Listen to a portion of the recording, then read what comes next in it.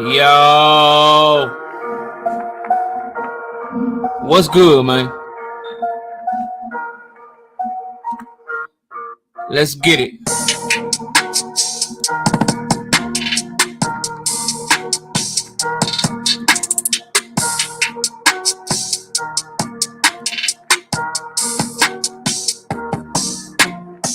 Smash the like button as you come in the building.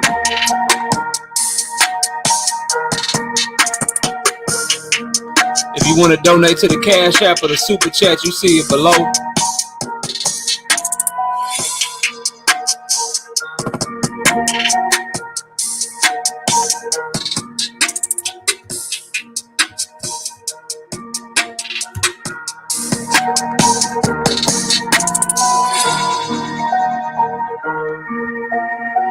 A lot of y'all getting on my nerves, bro.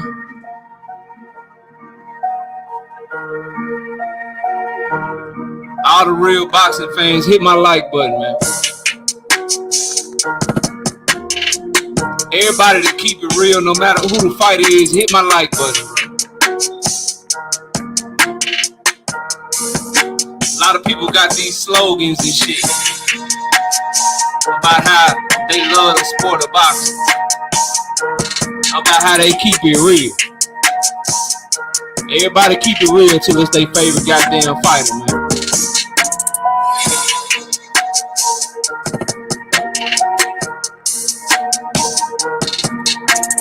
Shout out Mark West with the $5 in the super chat. Appreciate the support, Mark, with the first super chat of the day, man.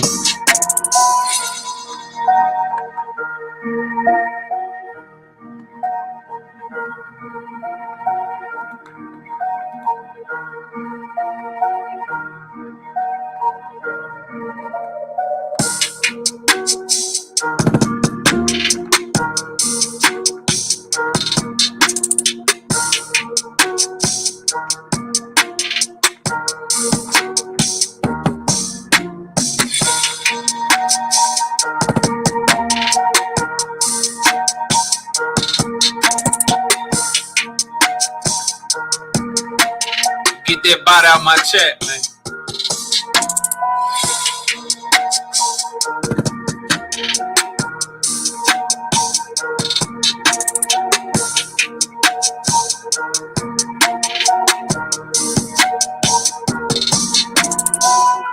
KO debate here. We lit tonight. Y'all come through, man. Y'all know how we gonna show up and show out. See y'all all in the building.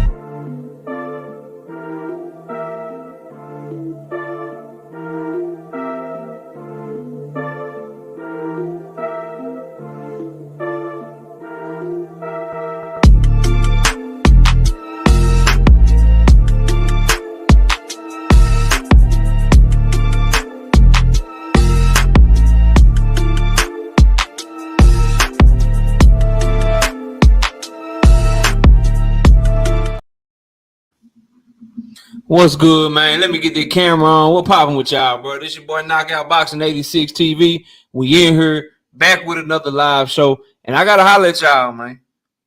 I gotta holler at y'all tonight, bro. And as always, when I get done cooking, we'll drop the link for anybody want to come up and speak their piece, agree, disagree. You feel like you want some smoke, whatever it is.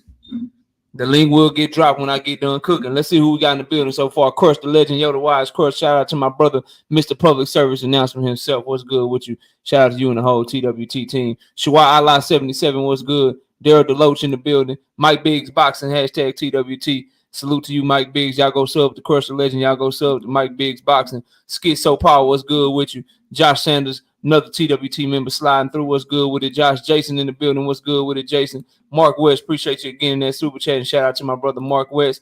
Brother Huey Q, what's good with you? Sheena in the building. What's good with it, Sheena? Edgar Chavez, what's popping? Johnny Q, what's good? Marcus the Villain, what's popping with you? My bro Dub, right side in the building. What's good with the right side? Who else we got? Jay Wash 4, what's good? Brian Peters, what's popping with you? Windy City Assassin, what's good with you, Windy City? I Karma 123, always coming through and supporting the channel. Dominique, what up? What's good with you, Dominique? Dante Hall, what's popping with you? Brandon Smith, what's good? Todd Swindle, what's up with it? Buck Style, what's popping with you, Buck Style? Duke, what up, Duke? BH, what's good with you? My beautiful wife in the building, what's good, baby? Salute to you. Who else we got, man? C Coolidge, what's popping, C? Shout out to C Coolidge. They call me CC, hashtag Courtney Bish 22. What's good with you? Shout out to you. Who else we got? Trey Yaki, what up? I just rinsed you up too, Trey. You good, man? I just rinsed you up. You good. Duke says your content fire. Appreciate that, Duke. We just working. Got like 6 videos dropping after this live stream too. 4 predictions and then 2 videos on some hot topics. I got them all shot and everything. Y'all will see them uploaded to the channel as soon as we get done today. 6 videos be uploaded between tonight and tomorrow morning. 4 of them are prediction videos. 2, one of them is on what Jerron Ennis said about Terence Crawford, and then the other one is about what's the other? Oh, Jared Big Baby Anderson. We got a Jared Big Baby Anderson video coming out as well, so y'all be sure to stay tuned for those. Thank Father, what's up with it, bro? Salute to you. Brian King, B Falcone, what up, bro? Shout out to you. Let me see here. Who else we got? I think that's there go Crush's link right there, y'all. Y'all go sub to him. Who else we got, bro? I think that DP Rocker. What up, DP? DP, are you with me? What up, bro? Shaka Zulu in the building. What's good? Marcus Davis, my brother. Marcus be on them prediction videos. I got FOMO dropping today, Marcus. FOMO dropping today and like 3 or 4 dropping tomorrow. So between right now and tomorrow evening, it'll be about 7 more prediction videos dropping. We working over here. Mike Biggs Boxing. There go his. Right side, put your link in the chat. Everybody that got channels, y'all know what to do, man. Put your link in the chat. You ain't got to ask. Who else we got, bro? Crown Me King Sports Talk. What's good with it, Crown Me King? Salute to you. What else we got, bro? We shouted out Dominica already. Joey, what's good, Joey? KO, big ups to you, homie. All right, that's it, bro. Let's get to it, bro. Cause I don't know how long this gonna take, because this might be, might be a little rant, you know what I mean? But it's gonna all be true, and we're gonna talk about it, man. We gotta decide if we only like the truth when it's convenient, right? Clean cut, what up? A lot of people only like the truth when it's in favor of the fighter that they support. A lot of people only like the truth when you speaking the truth about somebody that they don't support. Right, Ring Kings podcast, what up? So we got to make a decision, because what I'm getting aggravated with, and what's good, Mr. Mechanical, what makes me just take a step back and just wonder about people's motives and whether or not they true boxing fans, and what's good, Omega, is when I know I'm telling the truth and I know you have access to the same information that I have access to, yet and still you still try to tell me that I'm hating. William Old School, what up? We both got access to the same information. All of us. I have no inside sources. I have no ends to anybody's team, bro. But yet and still, what I'm coming with It's things that everybody knows. Yet when I bring those things to light about your favorite fighter, I'm hating. We gotta stop the bullshit, bro.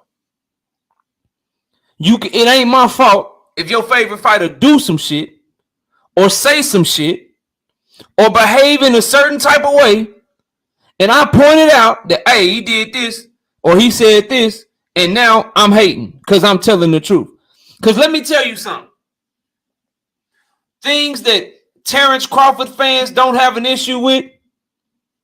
When I say shit like, man, Earl didn't look good in the Mikey Garcia fight. He looked weak. He looked like he wasn't working as hard. He went to try to go stop Mikey Garcia, and he couldn't stop Mikey Garcia. I thought he boxed well in the fight. I thought that he did his thing, but I didn't think that that was one of his best performances. When I talk like that, y'all love that. Don't nobody block Justin Cherry. You stay right there, Justin. The link will get dropped, but you gonna hear me. You gonna hear me, bro. Or when I say, man, Earl need to be more dedicated, bro. All this partying and stuff that he doing, all of that shit, bro, that's not a good look. I want him to be dedicated to his craft so he can be the best version of himself. When I talk like that, the same people that tell me I'm keeping it real because I'm telling the truth about Earl Spence are the same ones that tell me that I'm hating when I tell the truth about Terence Bud Crawford. When I point shit out like, hey, man, what up, Rick? What up, Rod Holman? Everybody hit the like button, bro. When I say shit like, hey, Terence Crawford had an option in 2018. Terence Crawford had an option to fight on the PBC, or he could have stayed at Top Rank where he was at. No shade to him, but he chose the money, bro. Picasso, what up? No shade to him, but he chose and he decided that staying at Top Rank, getting whatever bag, whatever they were offering him, was a better opportunity for him to go where all the top fighters in his division resided at. I didn't tell one lie just now. My brother Key, Everything Boxing, what up? I didn't tell a single solitary lie. I told the truth. But when I point that he made those decisions, that is how he moved, y'all tell me that I'm hating. And you so fake and you so funny, you won't even keep it real. The same shit that you say was good for Terence Bud Crawford, you say was trash for Earl Spence Jr. But when I was saying, yo, last year in 2021, when they was reporting that Terence Crawford and Manny Pacquiao was in negotiations and that they had all but got a venue, I was like, yo, that's a great fight. And y'all was in my comment section, Knockout keeping it real. See, he be saying stuff, but he keeping it real because that's a great fight for Bud. Yeah, that's a great fight for Bud Crawford.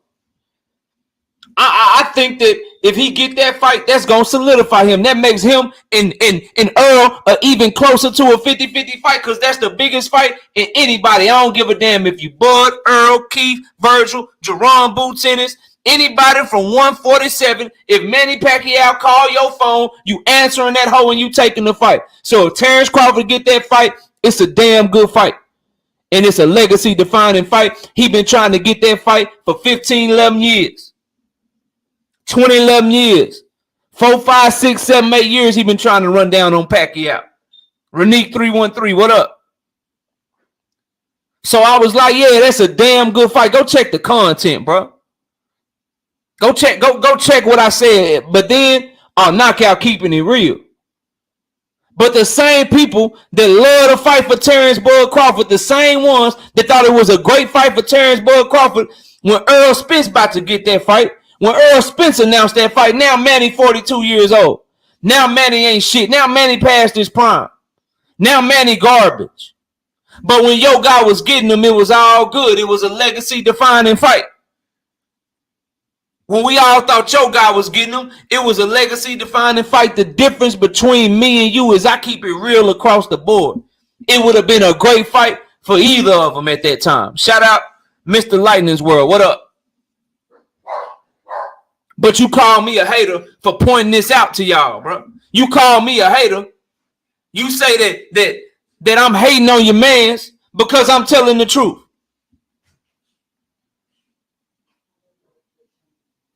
I didn't see that, William. I'll check it out and I'll look at it later. You call me a hater because I'm telling the truth. I did not force your man's Terence Bud Crawford. I didn't force him to say he didn't want to fight Sean Porter, bro. I didn't force him to do that shit and say that he didn't want to fight Sean Porter because he was his friend and shit. Don't get mad at me for saying some shit that he said, bro. Master Khalik, what up? Don't get mad at me because he said some shit and I tell y'all he said some shit and how it's a bad look. I speak nothing but facts and now I'm a hater. Now I'm a hater. But when I tell y'all, yo, man, I'm about boxing, bro, like all that bullshit, bro, about how Earl don't want to fight Keith. All that shit about how Earl don't want to fight Keith, bro, I'm not trying to hear that shit. It's boxing, bro. Keith is one of the better fights. He wanted that fight in the past. Just because Keith ducked him and did what he did, if Earl can't get the Bud fight, bro, and Keith is his mandatory, I don't want to see him drop no goddamn belts trying not to fight Keith. You go ahead and fight your mandatory like a champion, and you get his ass up out of there because it's boxing. The best fighters should fight each other. All your personal agendas, all your personal vendettas and shit, all that shit be damned. I don't give a damn. When I say that shit, y'all be with me, though. When I say shit like shit, if they make Boots the IBF, he need to fight Boots. When I say shit like that, you be with me, though. You be riding. You be with me. You be cool. But when I say shit like, yo, Bud Crawford don't need to be saying shit like the fight is past him, bro. What's good, Asante? He don't need to be saying shit like he sometimes you just let shit pass you by. That's a bad look. That make it seem like he don't want to fight. He flipping and flopping. He contradicting himself. God Green, what up? He telling everybody that this the fight that he want, but then the next minute he don't want to fight no more. That shit don't look good. Oh, you hating? How the hell am I hating by going off what the man said himself, bro? Like make that shit make sense. How am I hating because I'm saying what he said? That's how remedial some of y'all is, bro. That's how just slow some of y'all come across, bro. And if you take it a certain type of way, take it. I don't care, bro. Do what you do. But I ain't lying up here, man. A lot of Terence Crawford fans do not like Canelo Alvarez.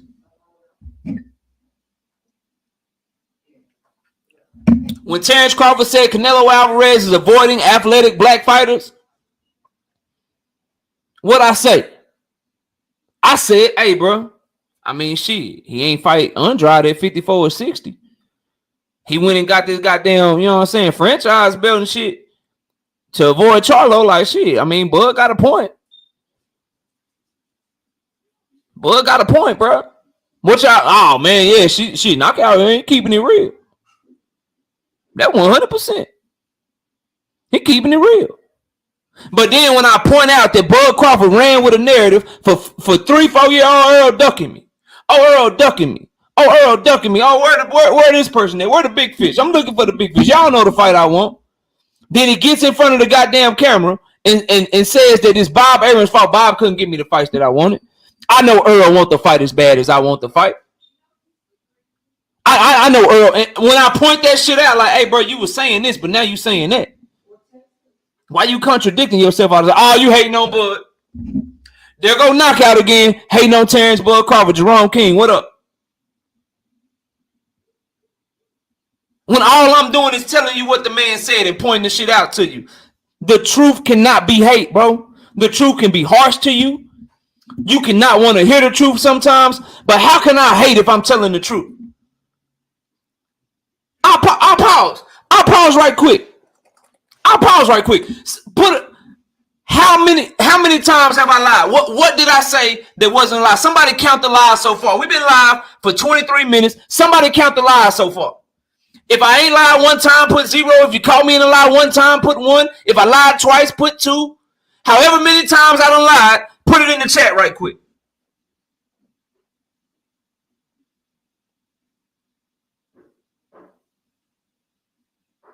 Ronaldo, what up? Kuro Black, what up?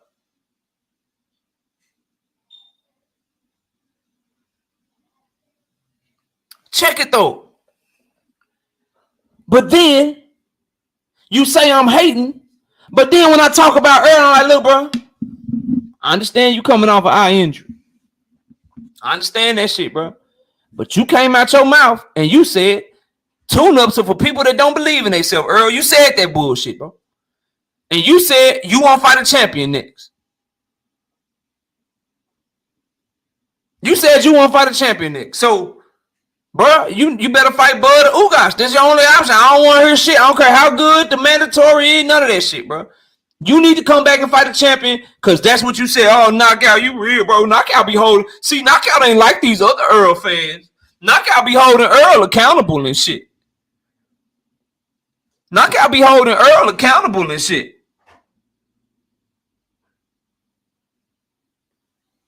That's different to y'all, though. That's not the same thing.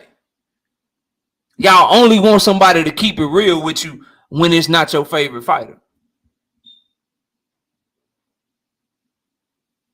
That's the only time you want somebody to keep it real. Don't nobody block dirty tracks. I mean, that's a dirty name. That's a dirty, dumbass name. Don't nobody block them, no. I'm going to give you an opportunity. You wanted attention, you get attention. Type in the chat right now a lie that I told.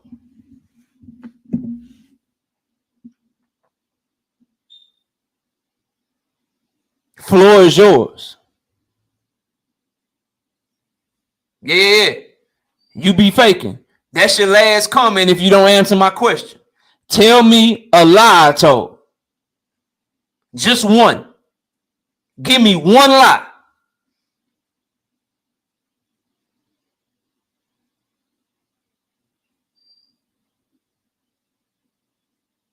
One of them, bro.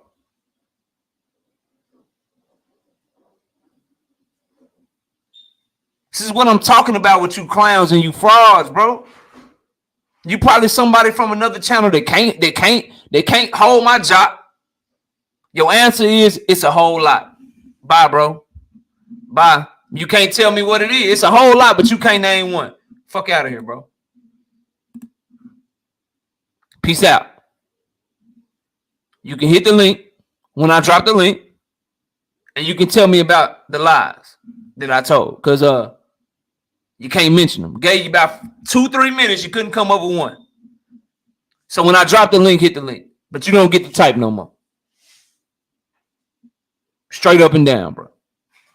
Because y'all fake, man. A lot of y'all fakes, bro. A lot of y'all, bro. Shout out my brother Zulu.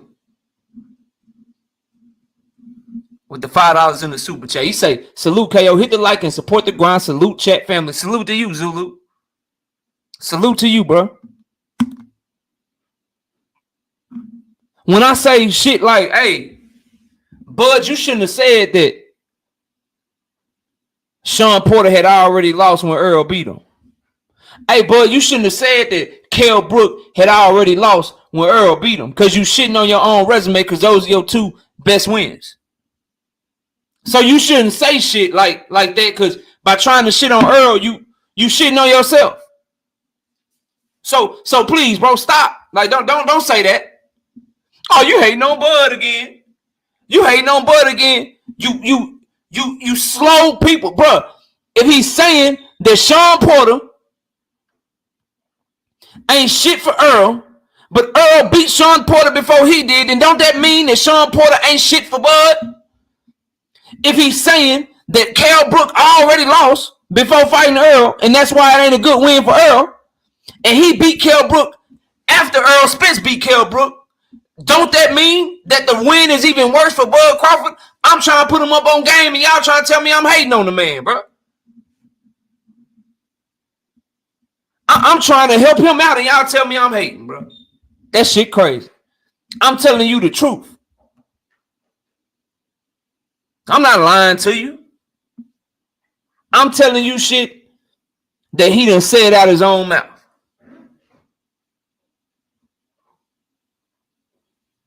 But truth is the new hate to some of y'all.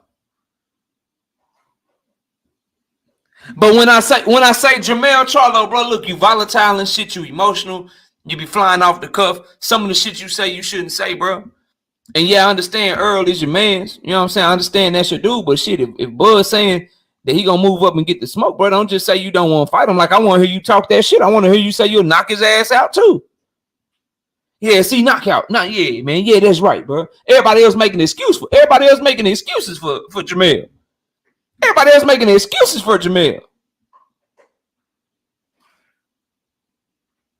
But it's different when I say, yo, Bud, that shit don't look good, bro. Like, you was talking to BLK Prime and PBC at the same time, and you told PBC everything, but you didn't tell BLK Prime. Like the man said it out of his own mouth. They asked him a direct question on the DAZN boxing show.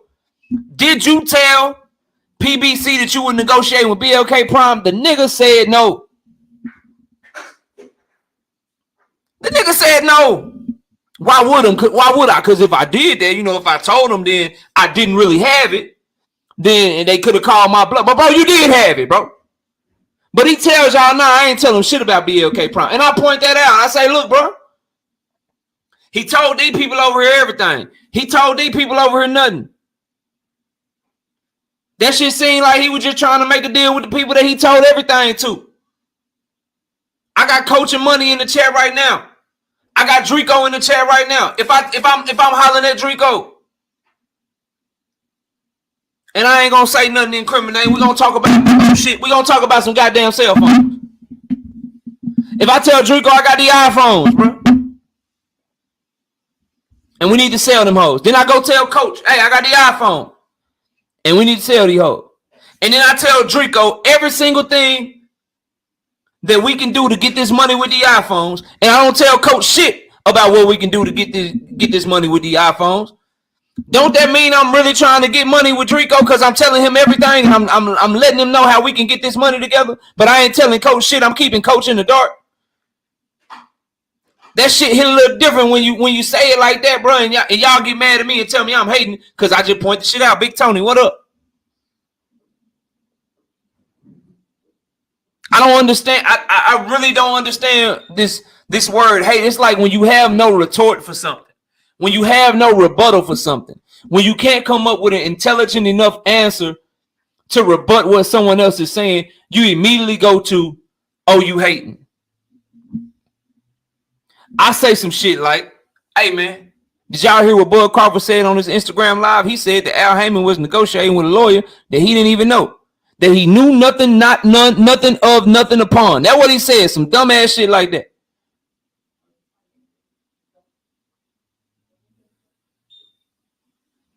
Some dumbass shit like that. And I say, hey, bro, look. He said that Al Heyman was, you know what I'm saying? He was negotiating with somebody that Bud didn't even know. But Al Heyman been in the game a long time. Y'all really think Al Heyman is stupid enough to negotiate with somebody that a fighter don't even know? Like, and he in the same breath, Al Heyman got his number and shit. So Al Heyman that dumb to y'all? Like, he would do some shit like that? Y'all believe that shit? Yeah, never knew nothing upon. That's what he said, bro. And I point that out. I'm like, yo, that don't make no sense. Oh, you hating? Then you go hating on Bud.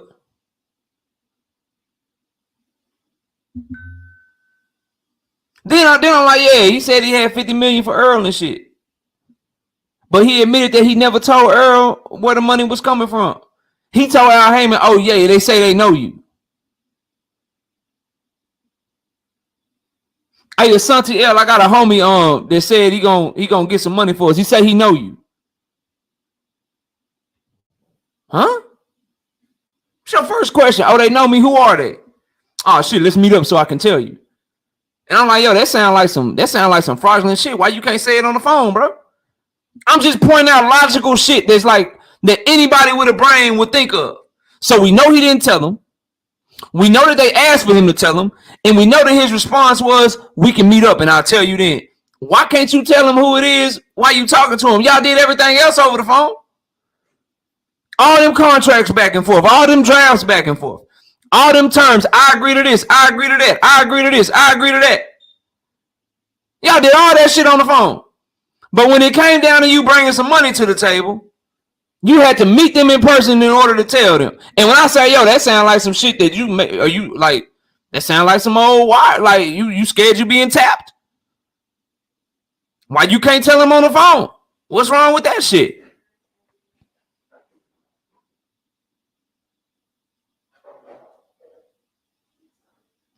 You can't be true, Treyaki, like that. Like you can't be sure, bro. I'm not inferring.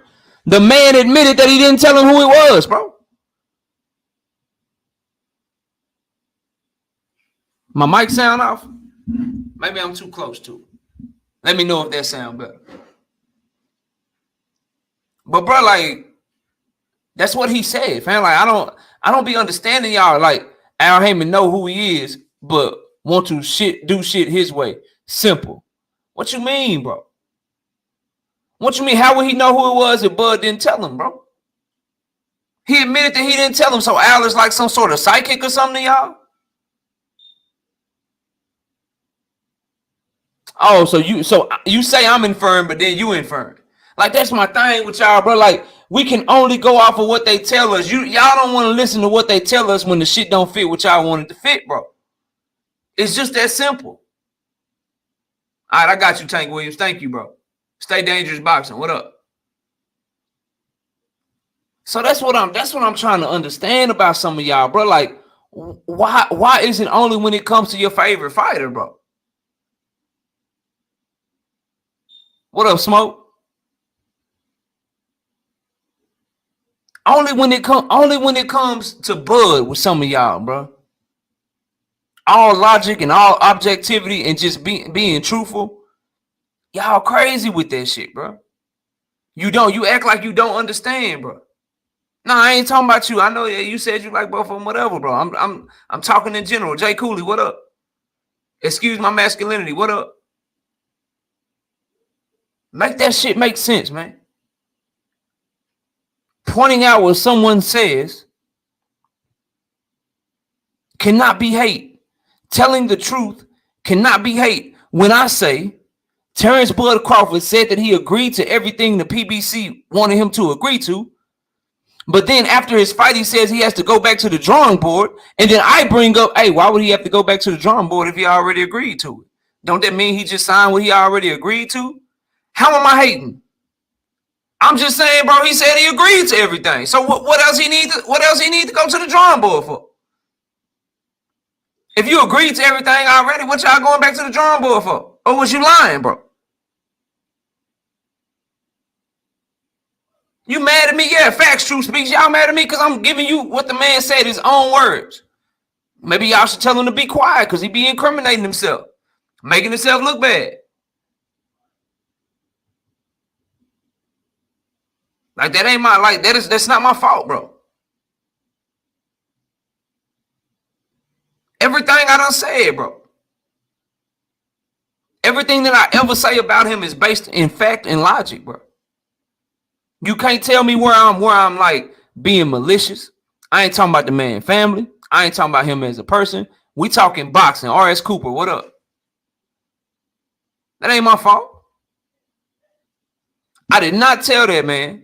I didn't tell him, bro. I did not tell that man to get in front of the camera and say that he never said, like, the man did an interview with Andre Ward. And he told Andre Ward the only thing that motivates me in the welterweight division is becoming undisputed. That's what he said, bro. That out his mouth. He said that shit. I won't be undisputed at welterweight. That's what he told Andre Ward. Then he gets on that interview with Kate Abdo and says he never said the shit. And instead of Andre Ward and all his fans saying, nah, bro, you did say that shit.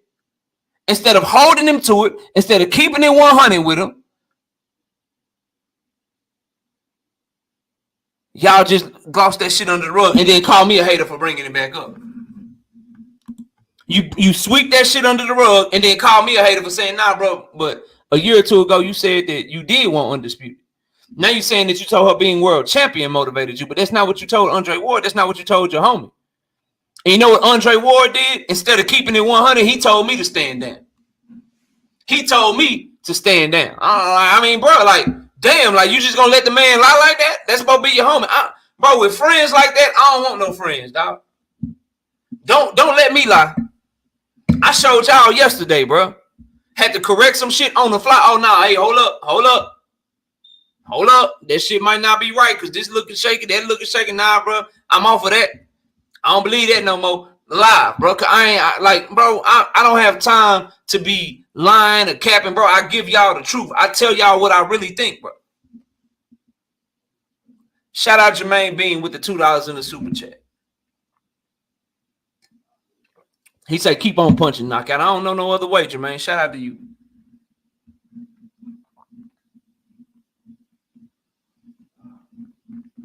Shout out to you. We got another person in the chat that will never hit my link that loves to type to me, though. KO. Why do you think Al Heyman sent Bud a no guarantee contract when he has never done that before? I answered this question yesterday, John. They sent him contracts with guarantees. He turned them down. And then there you go again. You are making an issue of something that he said he agreed to. Where do they do that at? If he said he agreed to it, then why are we making it an issue? It's funny how y'all care about money now. Now you care about splits and all kind of shit that you didn't care about before. But he got offered guaranteed contracts. He turned them down. And then the contract that you're referring to, he claims to have agreed to it. I thought we all just wanted to fight, John. I thought we all just wanted to fight. That's what I thought.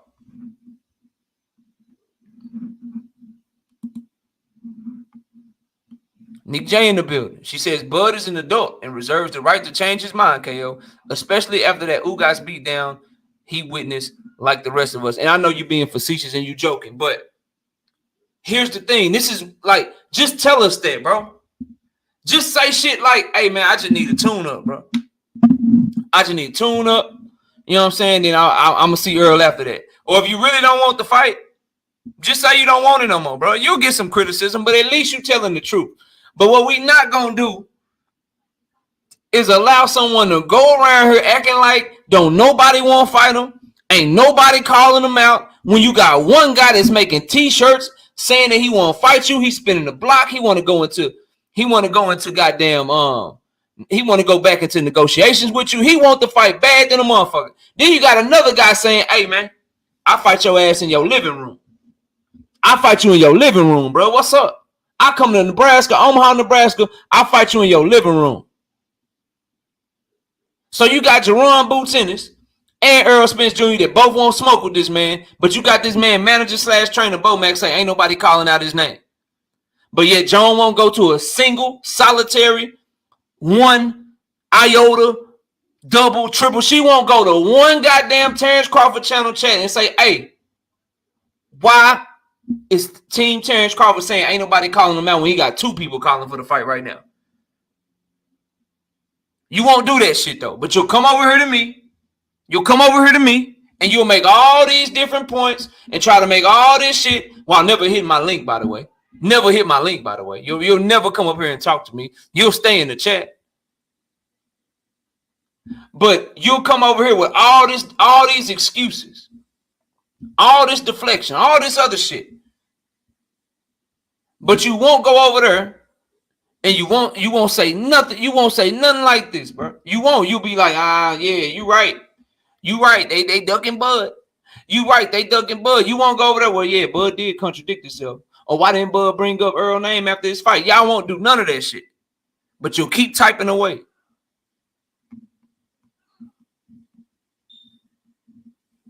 Triaki says I'm capping. Capping means lying. Tell me a lie, bro.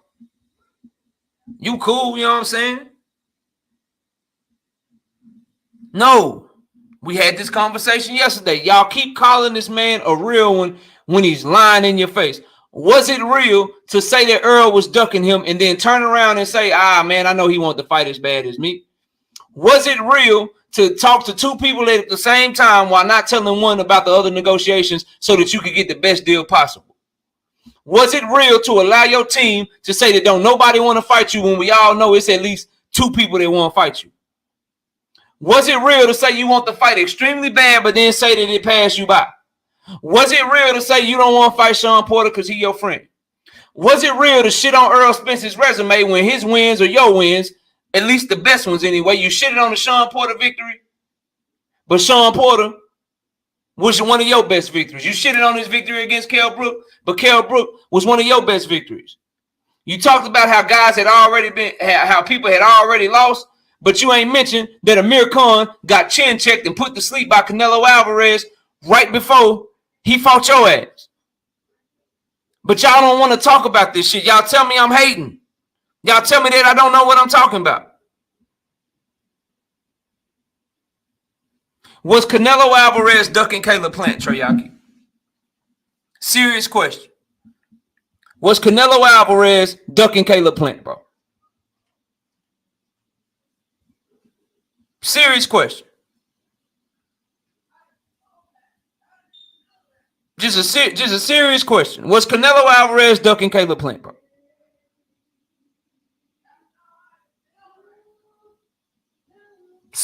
Very simple question.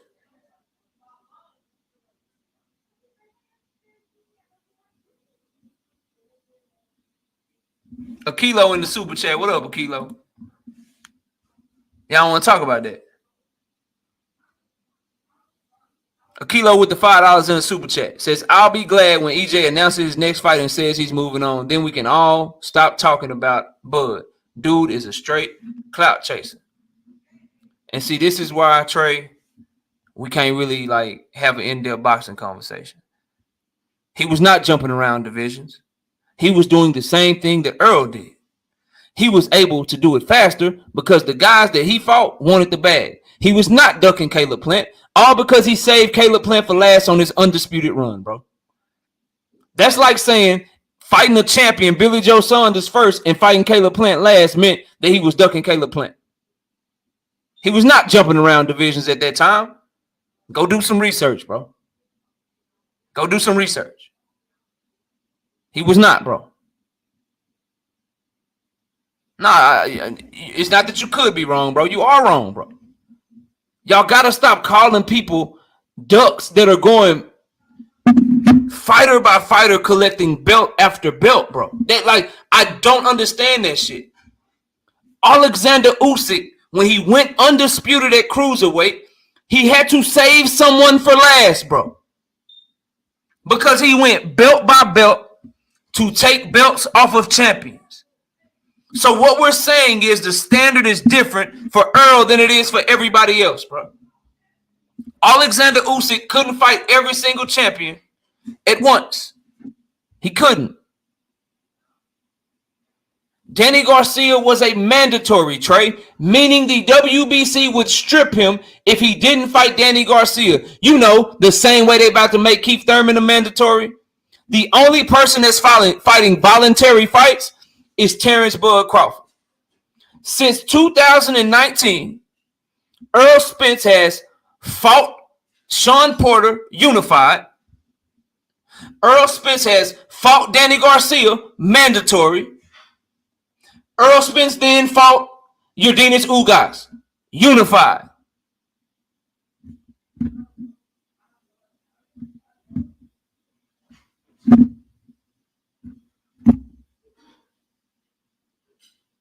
If we are to the point in boxing where we calling people that fight other champions and people that fight mandatories, if we're going to call those people ducks, then y'all know literally every fighter that's not fighting a mandatory or another champion, they a duck, bro. Like we got, like if that's the bar, if we got guys that are fighting champions and mandatory fights and we're willing to call those people ducks, then bro, everybody a duck. Every fighter is a duck, bro. And then furthermore, y'all keep going back to that. The fight didn't get real till they both sat down and they was available and they was negotiating. And at the end of the day, Bud blinked first, and y'all called me a hater for saying it. He blinked first and went and got another fight, bro.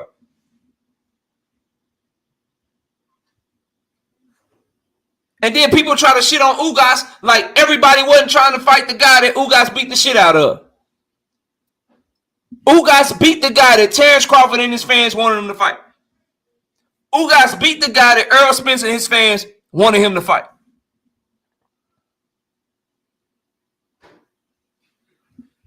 Ducked him. What's up, Nivea? My daughter in the building. What up, Zena? Salute to you.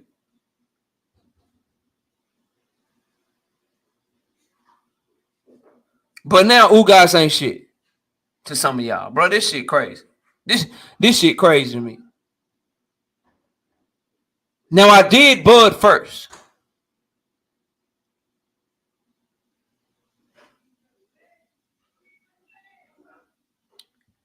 I did that shit first.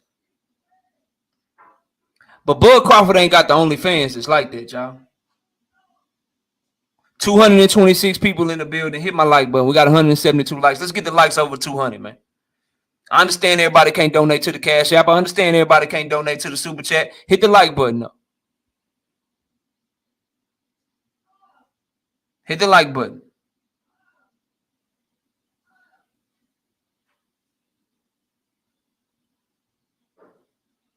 Hit the like button.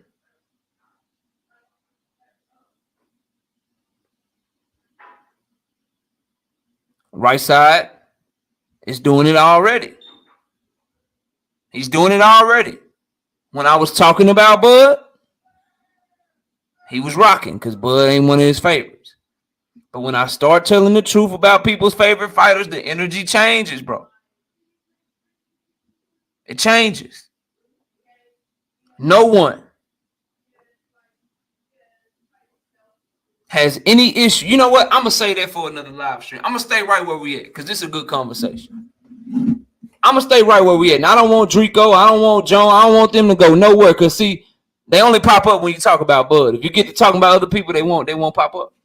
They won't pop up because they don't really talking boxing like that. What's up with it, Matai Yoel?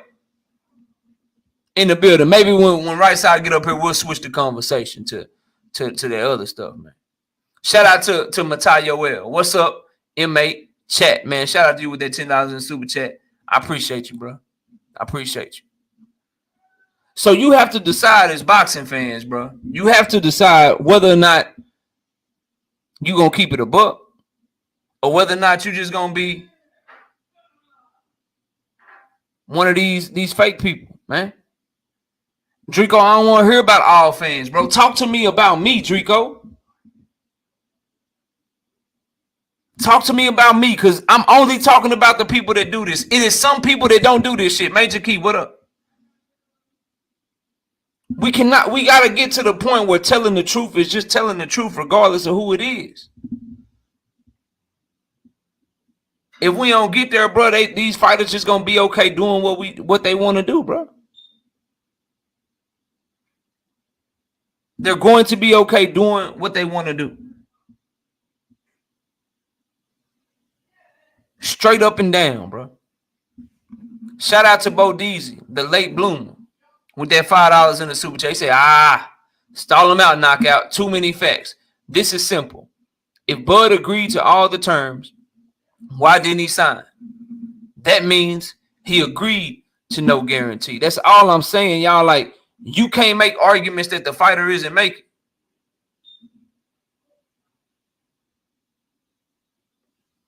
You can't make arguments that the fighter isn't making. If he agreed to it, you can't go make the argument that, oh, man, that shit was unfair. He agreed to it, bro. Now it's time to shit. What we talking about? It's the same thing with Devin Haney, bro. Like, Devin Haney agreed to go to Australia twice, bro. We can't cry for him. Shit, he agreed to do that. You sign that shit, man, up. Go do what you do. Beat that dude ass, bro.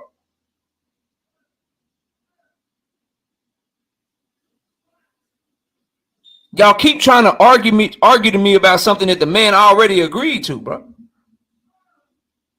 Or if he didn't agree, tell him quit lying, bro. If he didn't, tell him to quit lying then, and then we can have a conversation. But you can't tell me that you was cool with everything. Like, bro, that's crazy to me. Ain't no fighter, ain't no man on the face of this earth gonna tell me that he cool with something, then I'm gonna still go argue against it, bro. Like, ain't no way in hell. Ain't no way in hell Omega Red gonna tell me that he cool with something and that he all right with it and he good to go, and then I'm gonna go behind him and argue that it ain't right, that he shouldn't do it, that y'all treating him unfairly. I'm not doing that shit, bro. That's a grown-ass man. He said he cool with it. It's a grown-ass man. He said he agreed to it. And y'all get mad at me for pointing that shit out, bro. Y'all crazy as hell. And then if it was so bad, if he was treated so bad, y'all tell me, oh man, Bud prideful.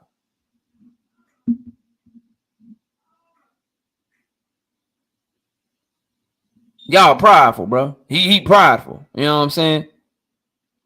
He a prideful dude, man. So, you know, he ain't just gonna be letting nobody do this and do that. That's what y'all tell me about him. So why he want to go back to the table with him if they treat him so bad then, y'all? Shout out to Mr. Monk with that $5 in super chat. All facts, KO, salute.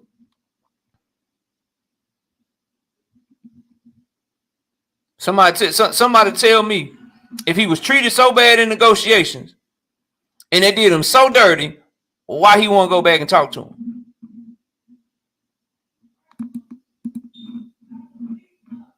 Why he want to go back and talk to him?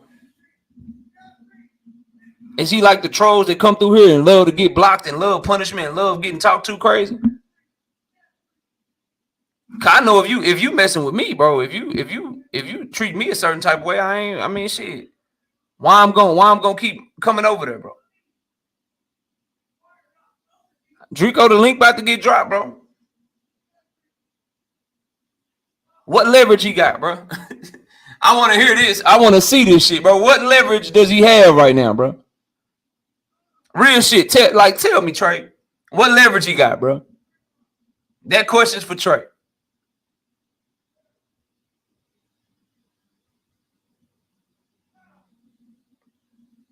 Bella Faith says he agreed to all the terms, but pulled out last minute because him and his team chose to fight Avanesha for the tune-up instead. Easy check on a brand new platform. I'm waiting, bro. I need to know the leverage, bro. As a matter of fact, this link is for Drico, and this link for Drico. I want Drico up here to tell me, because Drico the homie. I ain't got no beef with Drico. Yeah, he know that. But Drico, you bullshitting, bro. You're bullshitting right now. Come talk to me, bro. That link is for Drico. Then when me and Drico get done, anybody else can come up. I knock you all down one by one, bro.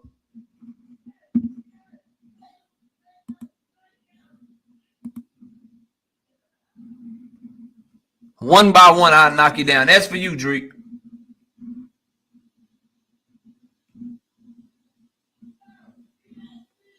Treyaki.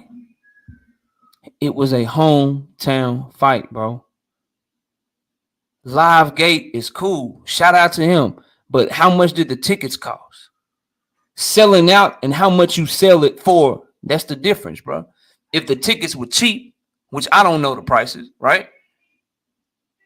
Of course he packed it out, but how much did they have to pay to get in there, bro?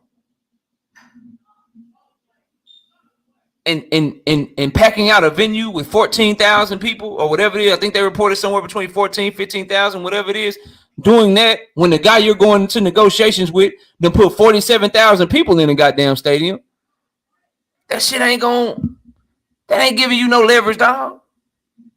That shit ain't giving you no, yo, he did, and Los Angeles. And Los Angeles against Sean Porter, bro. King OP. That link is for Drico right now, King OP. Drico, is that you? Did you change your name? Just for the StreamYard? Hit your camera real quick and let me see who you are, King OP.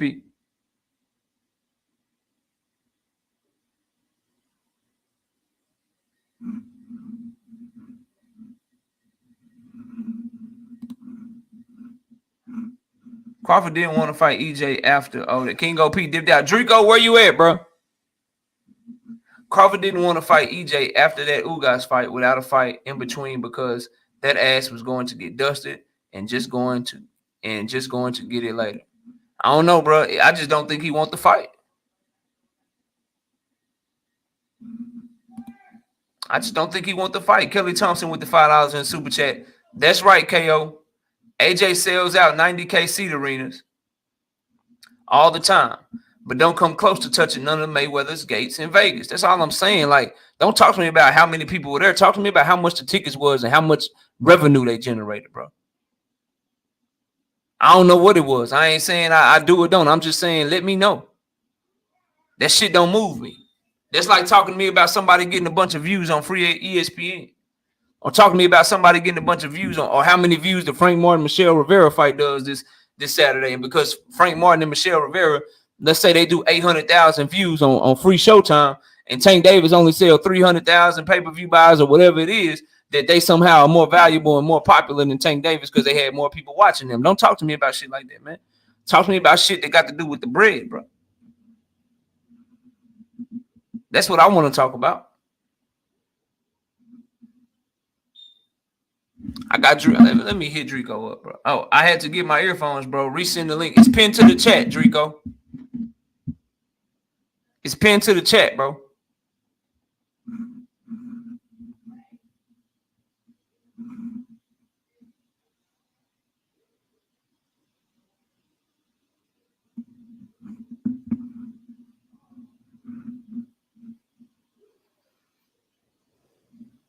Y'all said the tickets was on Groupon. See, I ain't see none of that. What you mean? No, it's pinned to the chat here, bro. Here you go. There you go. That's another one.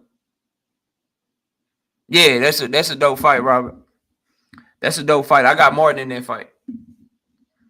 I picked Martin. If y'all want the details of it, you know what I'm saying? Go check out the prediction video. It's up on the channel right now. That's a fact, Ricky. It's a fact, Ricky Beavers. And that's what we exposing tonight. That's what we talking about.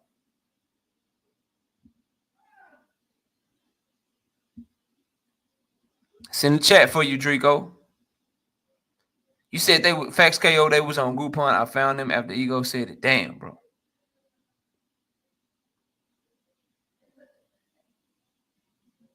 Duck of the year. I'm not doing that, but it's Terence Bud Crawford. It's not even close. Who's a bigger duck? Who's a bigger duck right now, bro? It ain't just ducking. It's what you ducked out on, bro. He didn't just duck out of something. You know what I'm saying? He ain't do what Andrade did with Janabek.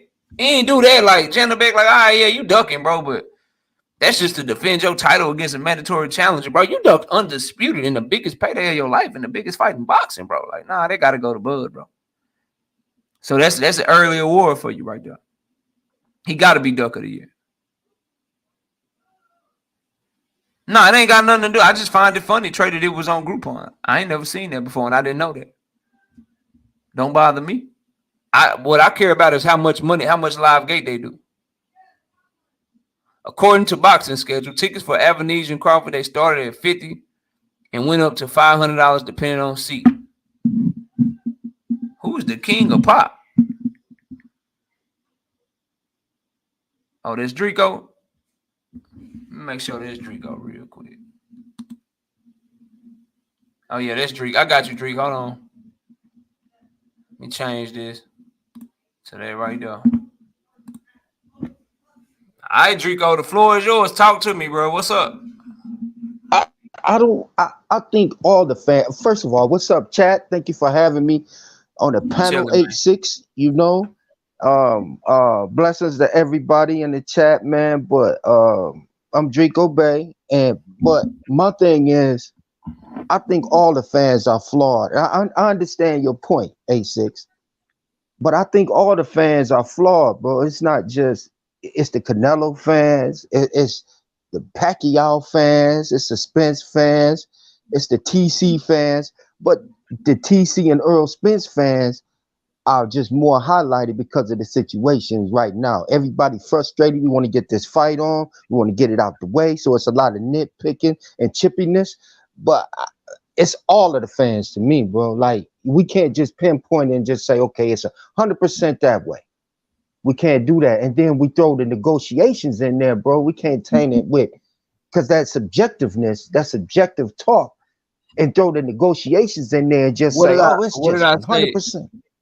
What did I say that was subjective, though?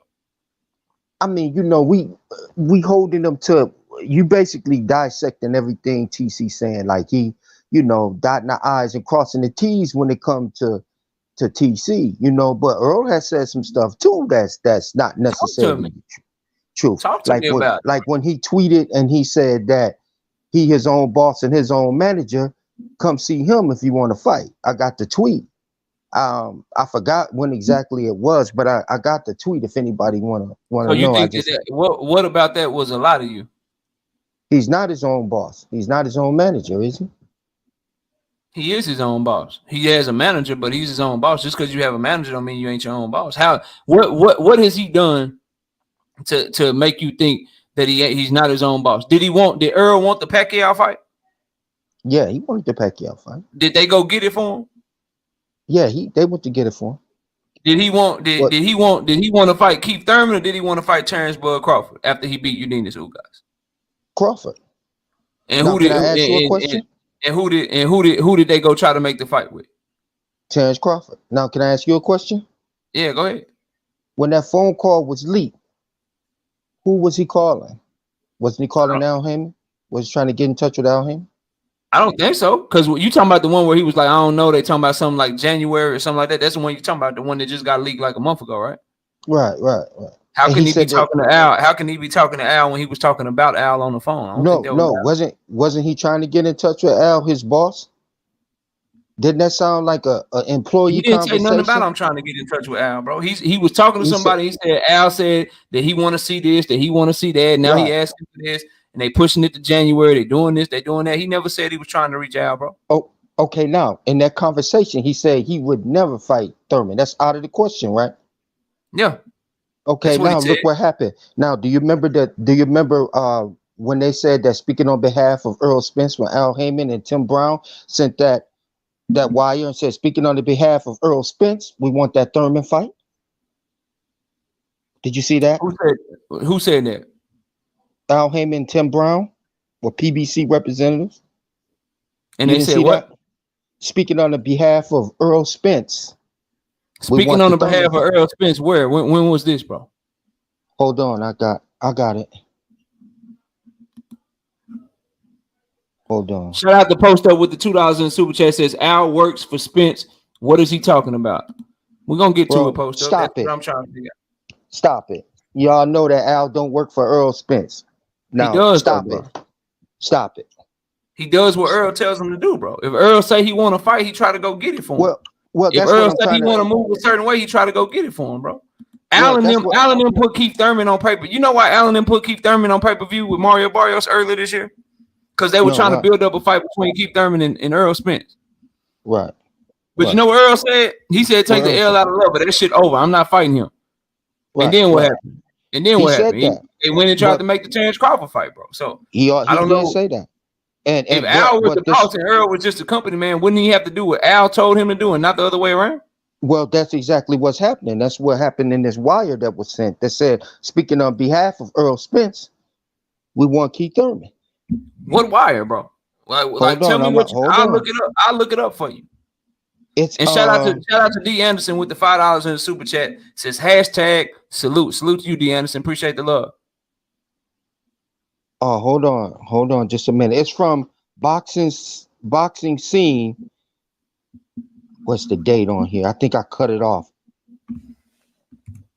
It said on November 14, 2002, TGB, that's Tim, Promotions applied for a special permission on behalf of Earl Spence to fight Thurman in February 2023. But the specific mandatory conditions pursuant to WBA Rule C16, boom, boom, boom. But yeah, so if Earl is his own boss and Earl has already said, I don't want to fight Thurman, and then you got TGB Productions, Promotions, which we all know Al Heyman runs them. Tim is not going to make no move without Al Heyman. So Al Heyman had to give those instructions to TGB. Right? You said hold on, you said it was November 14th. I want to read what you read. No, it says on November 14th, I don't know when this article was printed, but it said on November 14th, 2022, TGB Promotions applied for special permission on behalf of Spence to fight Thurman. Mm-hmm. So you want to finish that, or you want me to finish it for you? Because I got it pulled up. I knew what you was talking about. I just wanted to get to it. You want me to break it down for you? Yeah, break it down for me. Yeah, if you keep reading, they was asking for permission from the WBA. The reason they were asking for permission from the WBA because the WBC ordered Keith Thurman as a mandatory. And so basically they were asking the WBA, can we go ahead and fight Keith Thurman because they're saying he's a mandatory and we don't want y'all to strip us. That's what that was. I'm reading it right here. On November 14, 2022, TGB Promotions applied for special permission on behalf of Spence to fight Thurman in February of 2023, but with specific mandatory conditions. Pursuant to WBA Rule C-16, which states that mandatory defense periods can be modified for cause by either special permission request or on its own initiative, the WBA decided that Spence can face Thurman. Basically, yo, bro, if we fight Keith Thurman, since the WBC is ordering us to fight Keith Thurman as a mandatory, we don't want y'all to strip us because our guy want to keep his belts because our guy still want to be undisputed. So, yes, when you have 3 belts, Drico, the WBA, the WBC, the IBF, you have to get permission from them. You have to get permission from them if you're going to fight another sanctioning body's mandatory. Because if he doesn't get permission from the WBA, what can happen is he can fight Keith Thurman like the WBC is ordering him to do, and then the WBA strip his ass. Right. Strip his ass if he don't have permission to fight Keith Thurman. So yeah, I hope that wasn't it. Like, what else we got? So yeah, and real quick, Drico, AD, I see you in the background, but I'm hollering at Drico right now. It might be a minute because it's the homie, so we gonna cook for a minute. You can stay in the background, or you can come up once I get done. But we're not finna all jump in because a lot of y'all will agree with me, and we not finna jump Drico. That's the homie. Me and him gonna talk. So no, they can. I got you. No, we gonna chop it up. So when Earl said that he would never fight Keith Thurman, so that wasn't necessarily the truth, right? No, but you got to understand. If we're gonna dot the I's and cross the T's, I want him to fight. I want him to fight Keith Thurman. But if you want to say that's not necessarily true, okay, yeah, that's not true if he ends up fighting Keith Thurman. But what's better and what's worse? If I end up having to go back on my word and fight a guy that I said I didn't want to fight, or a guy that I said I would never fight, I have to go back on my word and fight him because I still want to be undisputed. And if I don't fight him, they'll strip me. Or going back on my word and just willy-nilly lying and capping and contradicting yourself all the time like Bud Crawford do. So, yes, if he fights Keith Thurman, he would have made a reverse course. He would have done a 180. But if he's fighting Keith Thurman because he wants to be undisputed and he doesn't want to be stripped of his title, I don't think that's something that we can fucking criticize him for, bro. I mean, that was my only point, though, Knockout. I just seen that contradiction there, so I just wanted to point that out since we died in the eyes. That's not a contradiction. If it's up to me, okay, I'm not fighting you. If it's up to me, I don't want to fight your ass. You ducked me. You did this shit. I don't want to fight you. But I want to put hands on Bud Crawford so bad that they are telling me that if I don't fight you, that they gonna strip my ass. Because the same people, if he don't fight Keith, see, this is where it's a double-edged sword. Because if he don't fight Keith and they get his ass stripped, then a lot of people like yourself, I ain't saying you would do this, but a lot of Terence Crawford side would say he ducked Keith Thurman. So if he don't fight him, he ducked him. If he do fight him, then he went back on his word. But he's being ordered to fight him, and he's a champion. I don't see how we can say somebody contradicting themselves when they basically put in a position to where if I fight you, I lose one of my belts and I want to be undisputed. So he's fighting Keith Thurman. If he does fight Keith, bro, he's fighting Keith Thurman to get to your boy, bro. But yeah, but we picking out, and I think what it is, a 6-man, and I'm gonna get on out the way so you can take care of, your guests and everything, other guests and other panel, and I'm gonna be polite. But the thing is with me, when we start nitpicking, that's when we open the door for other nitpickers to come in. And not saying that, you know what I mean, like we just got to keep it 100 all the way around the board. Just like you had 100 excuses right then when I said Earl said he wasn't gonna never fight Thurman, yet and still he has to fight Thurman. I'm pretty sure that on this side with T Bud, there's 100 excuses too that they rectify his movements, because we all know each minute and daily we make conscious decisions and then we rethink and then we go back and we redo them, and it's not necessarily the same decision that we made in the first place. You see what I'm saying? So I think that these fighters are allowed to change their mind. I think Earl's allowed to change his mind. TC's allowed to change his mind. Pacquiao's allowed, without being criticized or being put under the microscope. At the end of the day, as long as they get in that ring and this is settled in that ring, then that's cool. But when we start nitpicking, we open up that door, bro, for the other side to come in and nitpick too. And that's why you got both sides entrenched in warfare. But Drico, there was no door. There was no door, Drico, like that. Like that point you like, bro. That shit was easy. Like, and I'm not making excuses. Like, if I'm talking facts to you, that can't be an excuse. Like, if Bud Crawford, it's the same thing. Like, if Bud Crawford tomorrow got ordered to fight Jerron Boots Ennis, if the goddamn WBO said we making you fight Boots Ennis, if you don't fight him, we stripping you of your belt. I'm not gonna say that he ducking Earl or some shit. Those are obligations. Or if Jermell Charlo is like anybody that's ordered to do something by a sanctioning body, bro, we can't say that they contradicted themselves, bro. He had no choice. It's either fight this dude or fucking or get out of Dodge, bro. If that's what you coming with, well, shit. Earl contradicted himself too, because he never fought a dude, and then they made him as mandatory, so he fought the dude. So he lying too. Like, nah, bro. Versus somebody saying some bullshit like Bub been saying, like, I documented this whole goddamn time. I'm not gonna go all over again. But bro, you know that man been on some bullshit, bro. So I mean, I can agree with that 8-6, but what I'm saying is, if we're gonna call it down the middle, so you say you do, then we gotta also say when Earl Spence got on there, he said, oh, 80-20, 70-30. Okay, was he bullshitting or was that a lie? See, we can't just nitpick like that, bro. Else we'll stop. I can nitpick too. If we want to go to nitpicking, we're gonna have a marathon here. I mean, we can, and you could say he was serious. I would say he was on this girl Instagram. Bro. That's what I'm trying to see. That's what I'm saying. I mean, so I understand you from Texas, and that subjective talk gonna be slid that Texas. Ain't nothing I say subjective, bro. All these is facts, Drake. Come on, baby. I'm just saying. I don't do it like that, man.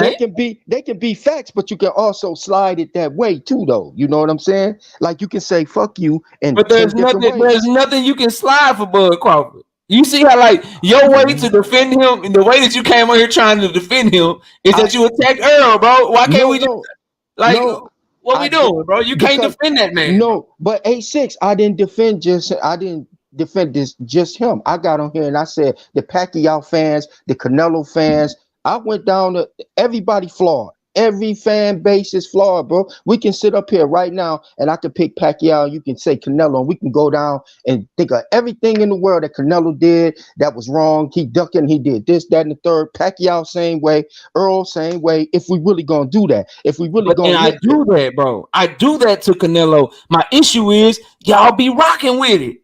When I be going in on Canelo, y'all be like, yeah, bro. Yeah, that shit real. Like, he did do that. But when I tell you the truth about Terence Bud Crawford, y'all got a million excuses. Don't nobody want to accept it for what it is, bro. My fault. I don't know if you can see that, but this is a tweet, and it was at 12:59 a.m. 9/4/2020, and it said, it at 147. No promoter, no control. What I do or no manager. Okay. So was that a lie right there? He's got no promoter? No, he's his own promoter. Okay. He's no Man Down Promotion. Either? And TGB does the promotion for PBC. He's on the PBC network, but he gets his own fights, bro. Like you said, that was 2020. Since September of 2020, he fought Danny Garcia, who was a mandatory. That ain't his promoter making that fight for him. Right, that's a sanctioning body that made that fight because it was a mandatory. Then after that, he went and got the Pacquiao fight. That's something that he told Al Heyman he wanted them to do. Hey, go get me this fight. I'm the boss. Go give me this goddamn Pacquiao fight. They went and got in the Pacquiao fight, but he fucked his eye up. He fucked his eye up before he couldn't fight the Pacquiao fight. Then he said, all right, cool. Give me the Ugas fight because I'm still going for undisputed, and Ugas just beat Pacquiao ass. As a matter of fact, before Ugas and Pacquiao fought, he said, it's all good. I'm going to bounce back. I'm fighting the winner. I got the winner next. And what they go and do? They went and got him the goddamn winner of that fight next. Then after that, he said, look, everybody know who I want to fight. I want Terence Bud Crawford. Terence, I'm coming to get that motherfucking strap. And what they go do? They went and tried to make a fight for him with Terence Bud Crawford. And he said he gonna spin the block and he want to fight Terence still, bro. And guess what? PBC and the people that he the boss of, guess what they gonna have to do? They gonna have to go right back to negotiation with Earl Spence and Terence Crawford, because that's what the boss Earl Spence said that he wanted, bro. I understand. I just wanted to say, man, it's like we just can't. Let's not nitpick, man, and if we're gonna cut it down the middle, we're gonna cut it down the middle. Because beginning of your show, you said, hey, I'm cutting it down the middle. I'm gonna do, but I haven't heard one time, even on here, you didn't agree with me one time. What you did was you came behind me and was like, nope, this is how it happened. This is what they mean. This is what's going on. Okay, that's cool and all. That's cool. But when you got the Terence Crawford, it's all rocks. It's all not true, bro. It's all facts. Did you hear? What do you think? Do you think Earl looked good against Mikey Garcia? No, I didn't think he looked good against Mikey Me Garcia. neither. And I said that earlier in the show. Did you think Earl looked like the best version of himself against Danny Garcia? And well, he was coming off the car accident, so I got to give Yeah. him a little leeway. Okay. Do you have an issue that Earl Spence used to be very undisciplined and he didn't work hard and he was out partying No, and shit too much? Did you no, you believe no. that? I believe that. You don't, you said you don't? Oh, I believe he was undisciplined and party. Yeah, I yeah. believe. I said that during this stream too, Drico. Yeah, yeah. I believe, but see, I've been painted in the corner, like instead of You ain't y'all no be corner, put 8-6. We just Y'all don't be put agree me. on this No, shit, no. man. Let me tell you what y'all niggas be doing. 8-6. Y'all be putting me as a fanatic Bud fan. I'm just totally left, and whatever y'all say, You know I'm what just it is. gonna go You know left what with you it. know what it is, Drico. I'll be 100% real with you, bro. Yeah, go ahead. You arguing a losing argument, bro. That's all it is, Man, bro. It ain't that you don't know it, you can't talk boxing that's or subjective. That's you subjective. fighting a losing battle with this shit, bro. That's Like that's anybody with all the information that we have, bro, about this whole situation, anybody arguing for Terence Bud Crawford, bro, you just are you coming from a losing position, dog. But That's that's just what it subjective is. right there because this is a pro Spence channel. So anything you say is gonna Man, be it's a pro now. boxing channel, man. Hold Don't up. do it No, it's like not. that, man. No, it's not. I bet you 99% of the people that's in this chat right here is Spence fans. I bet you that. And you know it too, 869. Let's keep it 100 now, baby. So Man, these are anything you boxing say, fans, if man. the minute, We about the truth over here, man. yeah, Come on. okay. Yeah, all Let right. me But let me catch just these super chats real quick. yeah, go ahead. Shout out Zenith with the 2000 super chat. Says Earl said wouldn't fight Keith before Bud ducked, and then we got post up. Where'd it go? I got my brother post up with the $5 in super chat. Says being ordered to do something versus doing something of your own volition is two different things. How he don't get that? Drico get it. Drico get it. I get Shout it. out to Herbert. Shout out to Herbert with the $5 in super chat. Says let me know if I missed something. EJ doesn't want to fight Keith Thurman. He's being ordered to fight him. That's a big difference. Yeah, that's the point that I was making too. But Drico, I mean, if you want to be technical, he right. Shit, Earl said he wasn't gonna fight him no more, but he might end up having to fight him. So if that's your argument, I mean, it won't win against me, but maybe you get somebody with it. See, that's subjective right there. It won't win See, against me, but maybe you that's get somebody subjective. with it, man. Shout out Zenith again with the 2000 super chat. He said Keith wouldn't been ordered if Bud didn't duck. And then shout out to Marcus the villain with the $5 in super chat. Says the only reason he has to fight Keith is because Bud ducked. Bernie was laughing when David was announcing, saying, "Ha ha ha! Now he got to fight Keith or Boots." Damn, I didn't see Bernie laughing. I don't even know what you're talking about, Marcus. I didn't see. I think that's. Oh no, I got one more right here. Shout out to Bo Desi, the late bloomer, with the $2 in super chat. Ask Drico why Bud didn't sign if he agreed. Shit, you ask him. You just asked him. Go ahead and answer that question while I'm trying to scroll through, Drico. I don't know, man. I don't know why he didn't. Maybe something was in it that he didn't agree with necessarily, or he felt uncomfortable with. Maybe he felt like he needed a tune up, which I don't think that he needs a tune up because he's constantly in the gym. I mean, Yeah. I can't say it's a number of things. I can think of 100 excuses, just like my brother Knockout thinks of 100 excuses for Earl, but it ain't a time or a place for it. I got you, Hey, bro. but I'm gonna slide on out of I'm here. gonna let everybody else up, bro. I appreciate you popping Yeah. up, man.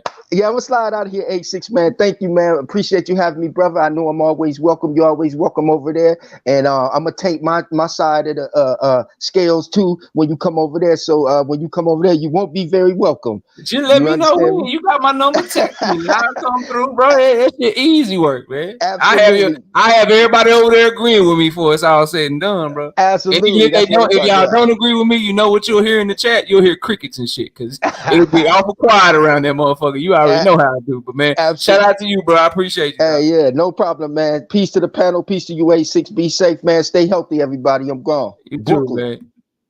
I can't get. I hate when I can't get mad at people, but I gotta cook them all nice and shit. What's up with y'all? AD Mastermind, what up? AD, you was in this thing first. What's up, bro? What up, though? Man, it tripped me out, man, because I don't understand why they think a manager is the boss. There's no, and then Al Heyman is his advisor. Terence Crawford is not his own boss because when he got that paycheck, it said BLK. That's not being your own boss. I get a paycheck from a company, so does that make me my own boss? I have a manager that works for the company. Does that? I mean, bosses get paid by people all the time. So the fact that he negotiating on his own, when he get paid, ain't nobody taking no you know what I'm saying, taking no money from him. He ain't got no promoter. He got to pay and all that shit. So I ain't saying Bud ain't his own boss, but we can't act like Earl ain't either. Like I think they both bosses in their own way. I just think Earl's way of doing it, letting experts do shit for you, people that are experts in their field, hiring them on or having them paying them to do shit that you maybe not be good at. I think that's smarter on his part. Bud doing everything by himself, I don't think is as smart. But I think they both bosses, bro. Like I ain't. Yeah. I mean, Bud free to do what he want. I mean, he proved that he ain't signing nobody. He ain't beholden to nobody. You know, he just doing his own thing and shit. So you know, it is what it is. Now I still think he a duck. I still think, you know, I cooked Drico just now. You know what I'm saying? I think that was easy work. You know what I mean? But it is what it is, bro. I ain't here to say that man ain't his boss. I'm just going at the fact that shit, when you tell the truth about that man, you consider hating, bro. Like I don't get that shit, man. I will never understand how you could tell the truth and be hating. Now I see Warbud in the background, bro. You're more than welcome to come up and say your device is not connected. Okay, there go Warbud. Can you turn your camera on real quick, Warbud, and then I'll let you up, bro. I just need you to turn your camera on. Let me see your face. Then you can turn it off, and then we can get to cooking. Shout out to Foxy Brown with the $5 in the super chat. Says some folks slow. 86. Nah, I don't think Drico slow at all. Drico know what he doing. He on his he 10 toes down for what he 10 toes down for, and you can't tell him nothing, bro. You can't tell him nothing. Oh, okay, I got you. Let me go to Mastermind. What up? Hey, what's happening, Knockout, man? Hey, like you said, that Mikey Garcia fights, them the fights that destroy boxing, man. Mikey Garcia, Earl Spence, Triple G, Kell Brook, Rigondeaux versus Lomachenko. You jumping, that's like Earl Spence jumping in there with Canelo. You know what I'm saying? You just selling your oat at that point. You know what I mean? You can't. Only good thing, just like if just think about if Tank Davis jump up and fight Keith Thurman. Only good part is if Tank win. You want him to lose like that? If he don't lose, I want him to lose to one of these guys in his division. Don't jump up and fight a guy that you wasn't even supposed to beat. You know what I mean? Mm-hmm. I don't think it destroys boxing. I think it makes or breaks that fighter, but it don't destroy boxing. Like when Floyd Mayweather jumped all the way up, starting his career at 130 and jumping all the way up to featherweight, I mean to welterweight, that shit didn't destroy boxing. Manny Pacquiao. No, but he wasn't dumb enough. But he never stupid enough to jump up 2 weight classes and challenge somebody. He's smart enough. That's why he wouldn't fight Triple G. That just don't make sense. You destroying. If he did that, that's messing up his own career. That's detrimental to Mayweather. Whether it's one weight class or 2 weight classes, I'm not gonna say moving up is destroying. Now, if you do some dumb shit, like if you're a 135-pound fighter and you try to fight at fucking middleweight or something, then yeah, bro. But 12 pounds, bro, if you feel like you can do it, I don't think that shit destroy boxing, man. I think it's good for the sport like I'd much rather that shit. I'd much rather what Mikey did. I'd much rather what Adrian Broner did than these dudes standing around at these weight classes and not looking for any smoke. Like I prefer that. So I think that kills boxing. If we want to talk about some shit that kills boxing, it's a lot of shit that's way up on the list before you get to a fighter jumping 2 weight classes. Like when Jesse Bam Rodriguez jumped up 2 weight classes from junior flyweight all the way up to junior bantamweight to fight Sor Rungvisai and fight Carlos Quadras, that shit didn't destroy boxing. That shit made boxing better. That shit put Jesse Bam Rodriguez on the map, and it made him look like he was the truth. And now he's up for fighter of the goddamn year. But I'm saying, what if Earl Spence jump up to challenge Canelo Alvarez? He messing up so much stuff down. He leaving. He just selling his oath, and you got all this work. But if he fight, you really think he would be selling his oath to Canelo? Yeah, I mean, if they, you know how Oscar offered him $20 million for that a couple years back. Have you seen Canelo fight lately? Yeah, but it's a mismatch because of size difference. It's weight divisions for a reason. Canelo ain't shit, but 5'7", bro. 5'7" with a 70-inch arm reach. And you gotta understand, just like Canelo strong up there, imagine Earl Spence ain't got to cut no weight. Right. But your first fight up there, that's what make it a disadvantage. That's why Kell Brook couldn't handle Triple G. He could have handled him if he was acclimated at the weight. But by him just going up there fighting the first fight at 160, it wasn't an even fight. And Mikey had no chance against Errol Spence. You don't have the punching power with it. It's just a mismatch. It's like, But we didn't how know you that. gonna win? We don't know that. It was a lot of people, Sugar Ray Leonard included, that picked Mikey. Like, we don't know that until they get up there. Sometimes it's successful, sometimes it's not, bro. You know what I mean? Like, I'm not gonna say that destroys boxing. Like, we got catch weights, we got rehydration clauses, we got crooked ass sanctioning bodies, we got cheating ass fighters, we got ring size issues, we got all this other shit that's way high up on the list before we got too many goddamn belts. So much shit that we get to before we talk about people moving up in weight. Right. You know what I'm saying? That destroys boxing. Let me holler at Jimmy. Yep. Jimmy, what up? Salute, bro. What's Hope good? everyone's doing well. I feel like the last guy that came on, no disrespect to him, but I feel like he should have done a better job defending Bud Crawford, because there's a lot of facts out there about Errol Spence he didn't highlight. I feel like, when Crawford showed up to his fight, EJ said, I'd never go to Bud's fight. I don't know why he's here. When they asked him, do you want to fight him? His response is, I want to go home and chase chickens. Then he showed up to Bud's fight, right? He said he'd never fight Thurman, but now he's fighting Thurman. And I feel like, look, in my opinion, I honestly feel like, and I agree with 99% of what you talk about, Knockout. You've got a great channel, but there's just this topic, bro. I feel like EJ's been ducking for a long time. He told Bud to get a belt. But listen, bro, man, when he told Bud to get a I'm belt, laughing. I'm laughing. Bud, Go ahead, man. Bud got a belt, and and he said, look, he cornered him in the hallway and said, look, you told me to get a belt. I've got a belt. What's good, bro? And his response was, oh, Porter's got a belt as well. And the contract thing, which you highlighted, that is a good point about the promotion issue. But my thing is this, bro. If Top Rank and PBC can work 3 times for the Wilder Fury trilogy, there wasn't public demand for that fight the way there is for EJ and Bud, generally speaking, right? So in Bud's mind, why wouldn't he think there wouldn't be an issue? Because if Wilder and Fury can have a trilogy with Top Rank and PBC co-promoting, why can't Bud and EJ go over it once? I got you, bro. Jerome, what up? What you got? I'll respond to you in a minute. I'm trying to get to everybody, and we can talk. Jerome, what up? Yeah, what's good, Knockout? Chilling, bro. What you got for the show, man? Oh man, I just basically want to say, as far as this Crawford and Spence situation, man, it's a tragedy, man. It's damn near a crime what Terence Crawford has been able to get away with, man. Like, if we look at this, the man gave us a 20-minute live saying he agreed to terms. So what's next to do after that? Get a pen and sign. There's nothing else to do after that. And then for the people who are talking about how Spence is his own boss, that man pays people to do things that he doesn't need to do. See, and this is another thing I want to talk about. A lot of people don't understand in boxing the difference between being your own boss versus being a free agent. And I know this because my cousin was a boxer for a long time. And he was never signed to a promotional company, but he was a free agent. So Jimmy, don't go nowhere, Jimmy. We were about to get it in, Jimmy. Come back, bro. Don't go nowhere, Jimmy. Come on, dog. That heat was about to get hot, bro. Go ahead, Jerome. Go ahead. But anyway, yeah.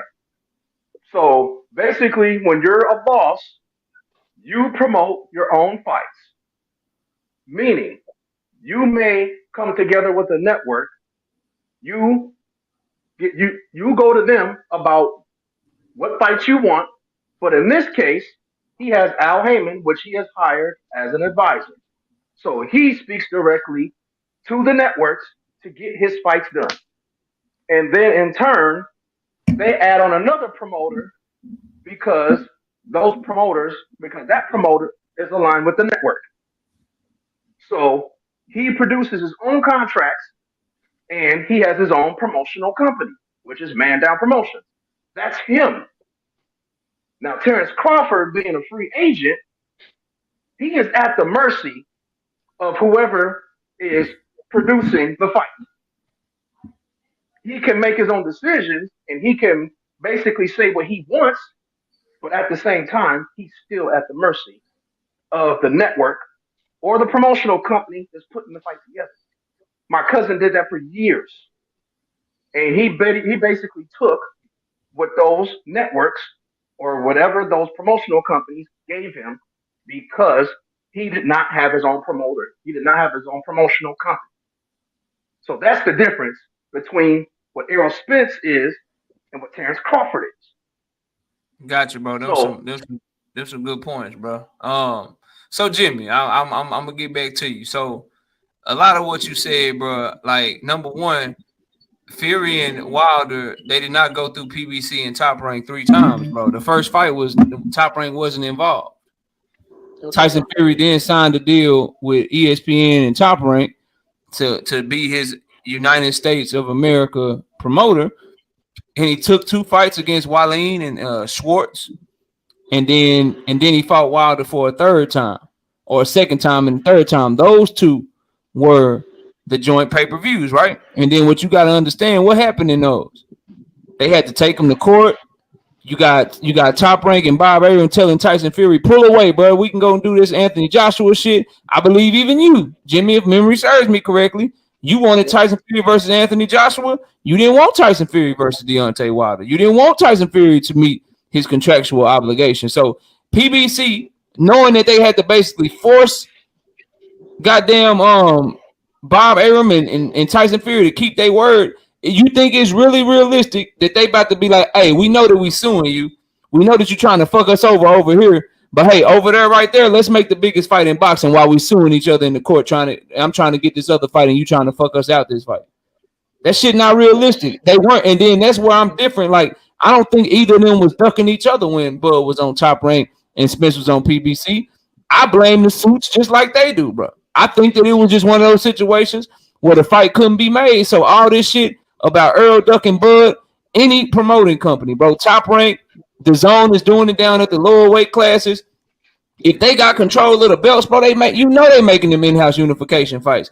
You can't say that Earl is ducking Bud when his only fights were Mikey Garcia when Bud first moved up to 147. So we know that wasn't going to be one of Bud's first fights. And neither one of them had been on pay-per-view at that point. So they have to test the waters first to see how big the fight was. Then his second fight in 2019 was another champion in Sean Porter. So how are you ducking one champion to fight another champion? Then his other fight was Danny Garcia, who's a mandatory. So he gets stripped by the WBC if he don't fight Danny Garcia. So he got to fight that fight. How are you ducking a champion to fight a mandatory? Then his only other fight was Jordanis Ugas, another champion, bro. So saying that Earl Spence ducked Bud Crawford is like saying that Canelo Alvarez ducked Caleb Plant because he saved Caleb Plant for last, bro. Now, all I know is when they finally went into negotiation, after all this shit happened and the fight got realistic, and they finally actually started trying to make a fight with each other, one of them said, yeah, I'm going to go do this other shit over there, while the other one still ain't announced the fight yet, ain't talked to nobody, he ain't have no backup plan whatsoever, bro. I don't see the issue, and I don't see how we can say that's anything but a duck. On top of all the lies and shit, bro. On top of all the many lies that the man done told. So I don't really know what you're saying to me, bro. You know what it is, bro? I get what you're saying. As far as in-house unifications, historically they have been easier, but bro, you're forgetting one thing, right? Crawford said to Errol Spence, right, let's fight. The other guy was talking about the easy route, bro. The easy route. No, as fans, we didn't want the Ugas unification. It was all, Bud EJ, as far as fan demand. And Crawford, you're right, Canelo saved Caleb Plant for last. But that was in a, 11-month window? We've been sitting on this fight for nearly 5 years. And look, Crawford agreed to take less money than what Sean Porter and Mikey agreed to, right? Errol was happy to give those guys 50. Hold on, how did he agree to take less money than Sean Porter and Mikey? What are you talking about? I'm talking about the split, right? Those guys got 50-50. That fight is way bigger, and those guys didn't get 50-50, bro. They did not. From the reports I've seen, Mikey definitely got 50-50, and Sean and I swear Kenny Porter said they got an even. The only one that got 50-50 was Mikey because they had never been on pay-per-view before, so they didn't know what their drawing power was. Everyone else did not get 50-50, bro. Okay, would you say Bud conceded though? Because originally Bud's Conceded Crawford. what? Y'all keep telling me he conceded, Jimmy, but he didn't sign anything. Like it's like saying, yeah, Jimmy, I'll debate you, but then I don't show up, bro. He's telling us I agree to everything. He's telling us I conceded this. I told him I'd do this. I told him I'd do that. But then he went and fought somebody else, bro. Yeah, but So he didn't concede. He didn't do what he's saying that he did, bro. Because if he did, we'd have had the fight, bro. taking 35% isn't conceding from 50. Agreed No, to take 35. it's not conceding. When you can, I mean, look, bro, when you consider what he really is, now I broke down the numbers. I got plenty of live streams up. It's really, if we just go numbers, take feelings out of it, what they bring to the table, who makes this revenue, who makes that revenue, the split really more like 78 to 22%, bro. Okay. What's You're not conceding when you're getting paid more money than you've ever been paid in your life, bro. Well, I mean, according to PBC, and Errol Spence confirmed this, Bud Crawford's upfront guarantee was $0, right? And even on the back end, he accepted less percent, and he agreed to give Errol Spence a rematch clause. He got two offers that did have guarantees. He turned those down, bro. And Earl Spence, it ain't like he was getting in that deal. Earl Spence wasn't getting a guarantee either. And again, you're arguing something that the man claims that he agreed to, Jimmy. If he claimed that he agreed to it, how can you come up here and argue it for him? If he ain't got no problem with it, why are you acting like it's a problem? Because he said he agreed to it, bro. I agree, but see, my argument is based on the a lot of fans say Bud didn't want the fight. This guy brought $50 million to the table, right? EJ and Al Heyman weren't interested, right? After that, he agreed to $0, and they wouldn't even let him touch the books, bro. I mean, this guy is trying out here to make the fight. They did, but Jimmy, they didn't let him touch the book. They told him, bro. Did you see they hold back and forth, bro? On Twitter, yeah, I did, yeah. Earl Spence told that man, we agreed to let you see everything that you wanted. We agreed to, and that man said, yeah. But when did y'all agree though? So they agreed to everything that he asked for. That's point one. And then the other shit that you said about, man, what did you just say, bro? You said something about the books, and then what was the other one that you said, bro? The $50 million offer. Oh yeah, the $50 million offer. They asked the man where was it coming from, and he couldn't tell him. He admitted that he didn't tell him where the money was coming from. So how do we know that the shit was real, bro? Like that's some fake ass shit. Ain't nobody finna, like, you did everything else. Jimmy, he literally did everything else over the phone, bro. They went back and forth on contracts. They went back and forth on, I want this, I want that, I want this over there. Then when he claimed he had $50 million for him, they're like, oh, bet where the money coming from. Now all of a sudden he got a meet in person to tell him where the money coming from, bro. That shit wasn't real, man. That man capping out here, dog. He lying, bro. No, on the live he said that Heyman knows who the investor was. And yeah, he said, I told Al, you know who he is, but you ain't telling who he was. That's like me saying, hey Jimmy, bro, you know what I'm saying? I got this dude over at the UK. He said that he gonna give me and you $20 million to debate, and he said he know you. Oh yeah, word knockout. Who is it? Oh shit, he said he know you. The fuck? No, I don't think you want to mention the name for during the live though. During the live stream, the investor's name. But he said, look, but Heyman's response was, I'm not gonna let anyone touch this. If Bud Crawford is a liar, then Team EJ should have called his bluff. And bro, come on, this guy said, let's meet up with our lawyers and let's slice up the pie. You know, we can air out our differences and everything will be, you know, cut down the middle, whichever way you want it. And their response is, no, we're not going to meet up. Bro, Errol Spence told Fight Hub TV a couple of years ago that the reason why the fight isn't happening is because Bud Crawford isn't his own boss. Bob Arms is, you know, is paymaster. I'm my own boss. You know, I'm the A side. And when Crawford called his bluff, called him directly and said, yo, you're your own boss. I'm a free agent. I'm a boss as well. Let's split this pie up. EJ's response was, "Oh, you got caught, you know, Daddy Heyman. You know, I'm not my own boss." He got caught out lying, bro. EJ definitely got caught out lying. Why is it Earl's job to try to, like, bro? It's very simple. If I ask you something, we negotiating, and it's straightforward. You just tell me what the shit is, bro. You don't do all these little games and shit, bro. Like he admitted that he didn't tell him shit, bro. They went back and forth. He said, "Man, you wouldn't tell me where it was coming from." He never told him where the shit was coming from, bro. Well, according to Bud, EJ disappeared for about 2 weeks on holiday. Why would he need, bro? Of course he disappeared. He was good. His shit signed, bro. He good to go. What do he need to be talking to Bud for? If he already done agreed, he told Al, I'm good, bro. I'm signed, I'm sealed, I'm delivered, I'm ready to fight. My shit done. What he need to be around Bud for? Why does that matter, bro? Okay, so if me and you are gonna cut a $20 million deal, right? Would you not want to talk to me directly, boss to boss? No, because I have people that do that for me. I'm smart enough. I'm smart enough to get somebody. I don't do contracts. I'm a fucking fighter, bro. I talk with these. I don't do contracts. I don't know how to negotiate shit. I don't do none of that shit. So what I'm gonna do is they tell me what I'm getting. They tell me that my money's cool. And he told Bud, we work together over here. We ain't like you and Bob. So they told me what I was getting, and I was good. I was straight. So I'm ready to go. Why I need to be talking, going back and forth with you? You the one with a problem. You the one that got an issue. You the one that's trying, like, bro, come on, dog. Yeah, I know, Trey. I got everything because I'm nice like that, bro. No, but I'm saying you haven't seen the interviews where EJ was saying, he said this many times as well over the last couple of years, that Bud Crawford has a boss. I'm my own, bro. He said this. I'm my own boss. You know, I sign off on everything I do. I have the last say in everything. And with Bud Crawford, the reason why he's got difficulties over there is because Bob Arum is, you know, is his boss. So when Crawford calls your bluff and says, okay, now let's talk boss to boss with lawyers as well, bro. So I agree with you 100%. The legal, you know, logistics of any kind of big promotion is difficult and complicated for guys that are boxers that, let's be honest, aren't that educated generally, boxers speaking, right?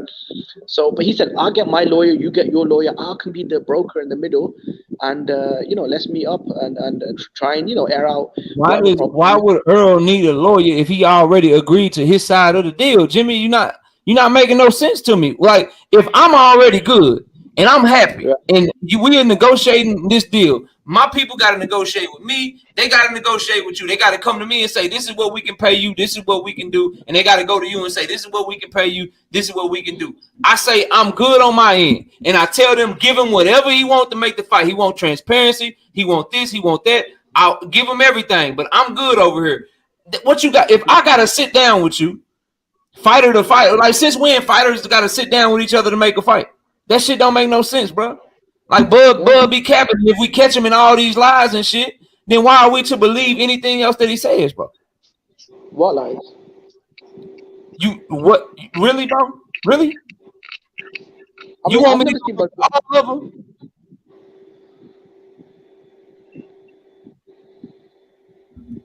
Bud sound like he content. He content just to ride off in the sunset. You want me to go? You want me to go over all the lies, bro? How long you been watching the live stream, bro? No, just give me a couple of examples where Bud Crawford was caught red-handed. He said Al Heyman was negotiating with a lawyer that he didn't even know. That's lie number one.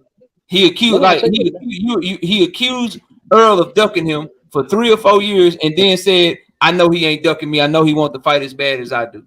He said he agreed to everything, but is fighting someone else. He said the only fight that he wanted was Earl Spence Jr., but he was negotiating with somebody literally at the same. It ain't like negotiations fell through with Earl, and then he started talking to BLK Prime. He literally started talking to them at the exact same time, bro. At the exact same time. He said he wanted to fight, then he said he didn't want to fight. He said it's the only fight he wanted, then the fight passed him by. He said he wanted 50-50, then when they said if they gave you 50-50, would you take it? He then said no. The man lies and flips and flops all the time, bro. We can't be clear. No, you brought up the lawyer thing. That was a good point. I actually want to address that. So, in my opinion, I think what Crawford meant was when you said Al Heyman was talking to someone I didn't know or was negotiating, that's the situation between the networks, right? So, when Al Heyman is controlling the event, Crawford's check that comes from Showtime, I think he was saying that Al Heyman brought in an intermediate to deal on his part of the Showtime business, right? With the lawyer that he didn't know. He wanted his own people there. That's why he called Al Heyman and said, come on, I'm going to fly my own lawyer out and let's cut the deal, which Al Heyman didn't agree to. And, bro, he didn't say any of that. You told me you felt like what he meant, and I'm telling you right now, bro, Al Heyman cannot give Terence Crawford a lawyer to negotiate for him, bro. Like, what are y'all talking about? It don't work that way. Like, if I'm doing a deal with you, you can't tell me what lawyer to use, bro. It's a conflict of interest, man. That don't make no sense, bro. Like, Al Heyman cannot be like, yeah, we about to negotiate this deal. This the lawyer that's gonna negotiate for us, and here go the lawyer right here for you that's gonna negotiate for you. They don't, bro. No, bro. He's lying, bro. That doesn't make any sense, bro. And anybody that thinks that, bro, you crazy, bro. It does not work that way. If you and I get ready to make a deal, I cannot say, yeah, I got this lawyer right here. I got the homie mastermind that's going to negotiate for me. Oh, yeah, here go AD. He about to negotiate for you, Jimmy. Let's make this deal happen. Al can't do that shit, bro. That's illegal, and Bud wouldn't allow that shit, bro. He lying to y'all, dog. Let me get to another one of the homies. Christopher, what up, bro? What's going on, man? Hey, KO, man. I think we was on a pool panel together, man. But good seeing you again, man. I'm a new subscriber. Bro. You too, bro. But yeah, man, I got a couple of little questions I want to hit the homie Jimmy with, man. I basically want to say, man, stop bringing up the $50 million that Bud was supposedly bringing up, because even if we give you that, who wants to give up 80% of their back end? No. He said 80-20, 80% in that favor. 80% was because they were buying the fight. 80% was to go to the hedge fund. They're buying the fight. Who wants to give up 80% of their back end? Bro, do you think there'll be anything left after 50 million clears in today's pay-per-view market? The way the economy globally has gone down the toilet. Who would give up 80% of your back end? Bro, you're not giving. Be that as it may. Be that as it may. Be that as it may. Al Heyman and Errol turned it down, right? Yeah. I contend that we should still have a fight, because if they were willing to give $50 million for both their upfront money, how come Terence Crawford didn't negotiate his own $25 million for upfront and let PBC take care of L. Spence? Well, because the way it works is it's similar to what Joshua and Usyk did, right? So when Joshua and Usyk went to invest, they had complete control of the event, the sponsors, the whatever ticket, gate revenues, the broadcaster. They had complete control. I don't know how that worked, and he called Heyman, right? So what you're asking, you should ask your Heyman this, not Bud Crawford. Because Bud Crawford called Heyman and said, look, I got some dudes out there willing to pay us at least $50 million, maybe more. I mean, Heyman's a smart guy. He might have hustled $70 million out of these dudes, right? But Heyman's response was, no one's touching it. Me and EJ, you got to take fucking a bag of oranges, bro, up front, no base purse. And you got to agree to a rematch and less money on the upside of the event. And Crawford was cool, bro, but there was never a date on the contract. And EJ would disappear for months at a time without getting back to Bud. So, hey, where you keep getting this rematch shit from, though? Because I thought Earl said he didn't want no rematch. Earl said he didn't want a rematch. Earl said he one and done. He was going to 154 after. Yeah, he said he wanted one fight and he was draw. going to 54. Like, what we talking about with a rematch and shit, bro? Where you get Terence Crawford? It was Terence Crawford that wanted the rematch. No. Terence Crawford said it was Spence that wanted the rematch. Nah. Again, Terence Crawford said was the one that wanted the rematch. It was not Errol Spence. Errol Spence contended from go that Errol Spence contended from go that he was one and done, and win, lose, or draw, he was going to 54. But you still didn't answer my question. Even though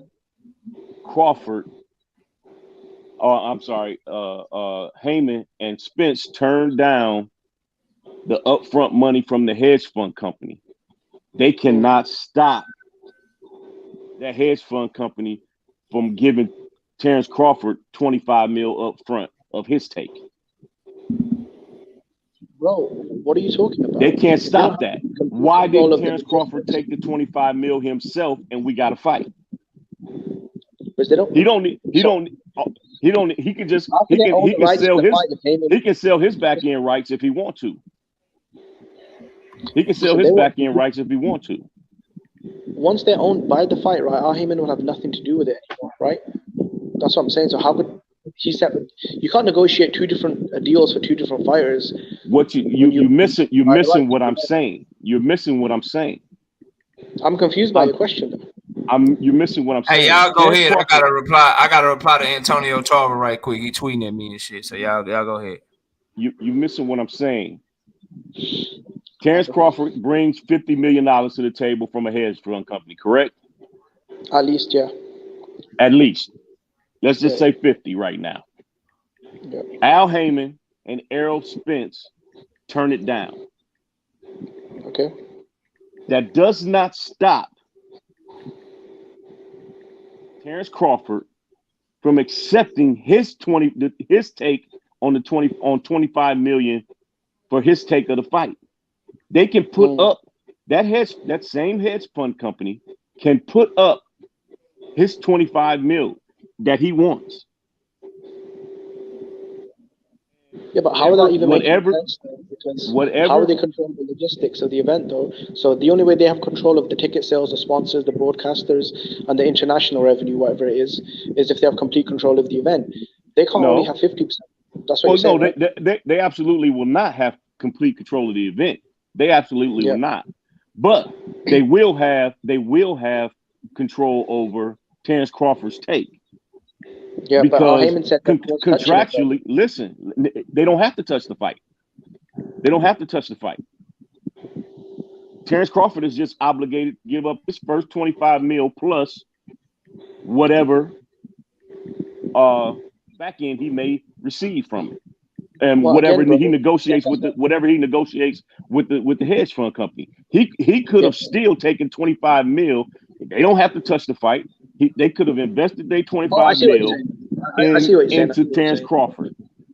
Well, the only way that would work is if Al Heyman sat down and drew out a legal contract, giving the investor 50%. He don't have to. He does not have to. He does not have to. That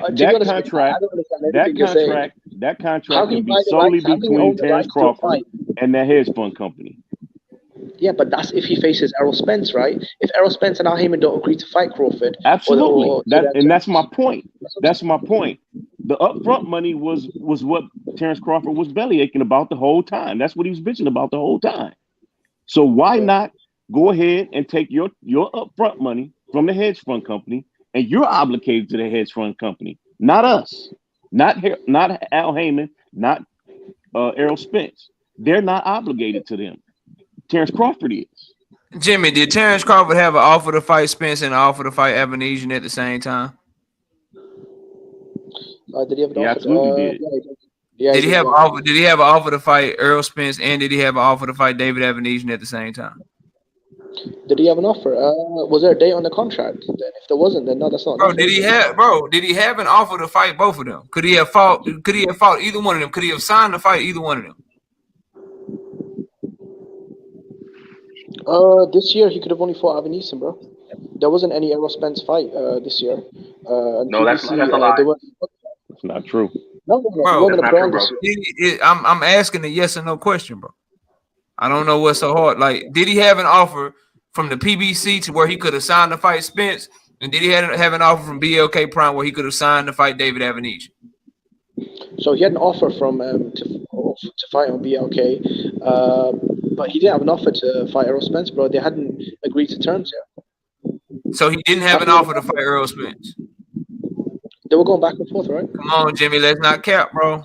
Let's keep it real, man. You know where I'm going with it. That's why you don't want to answer the question.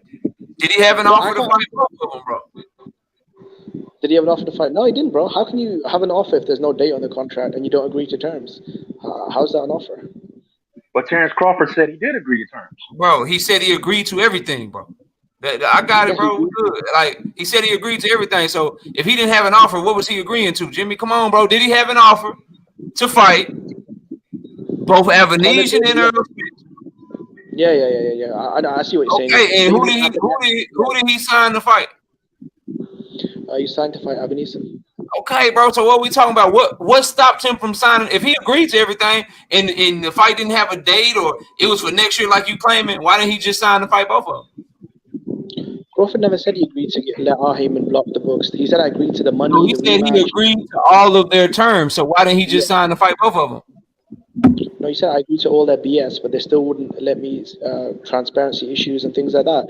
He never said I'm gonna close my eyes. But he admitted to Earl Spence himself that they gave him everything that he asked for. So if he agreed to everything, and the fight was which is not true. I'm giving you that for the sake of not going down a rabbit hole. But if the Spence fight wasn't supposed to be until next year anyway, and he agreed to everything, why didn't he sign to fight both of them?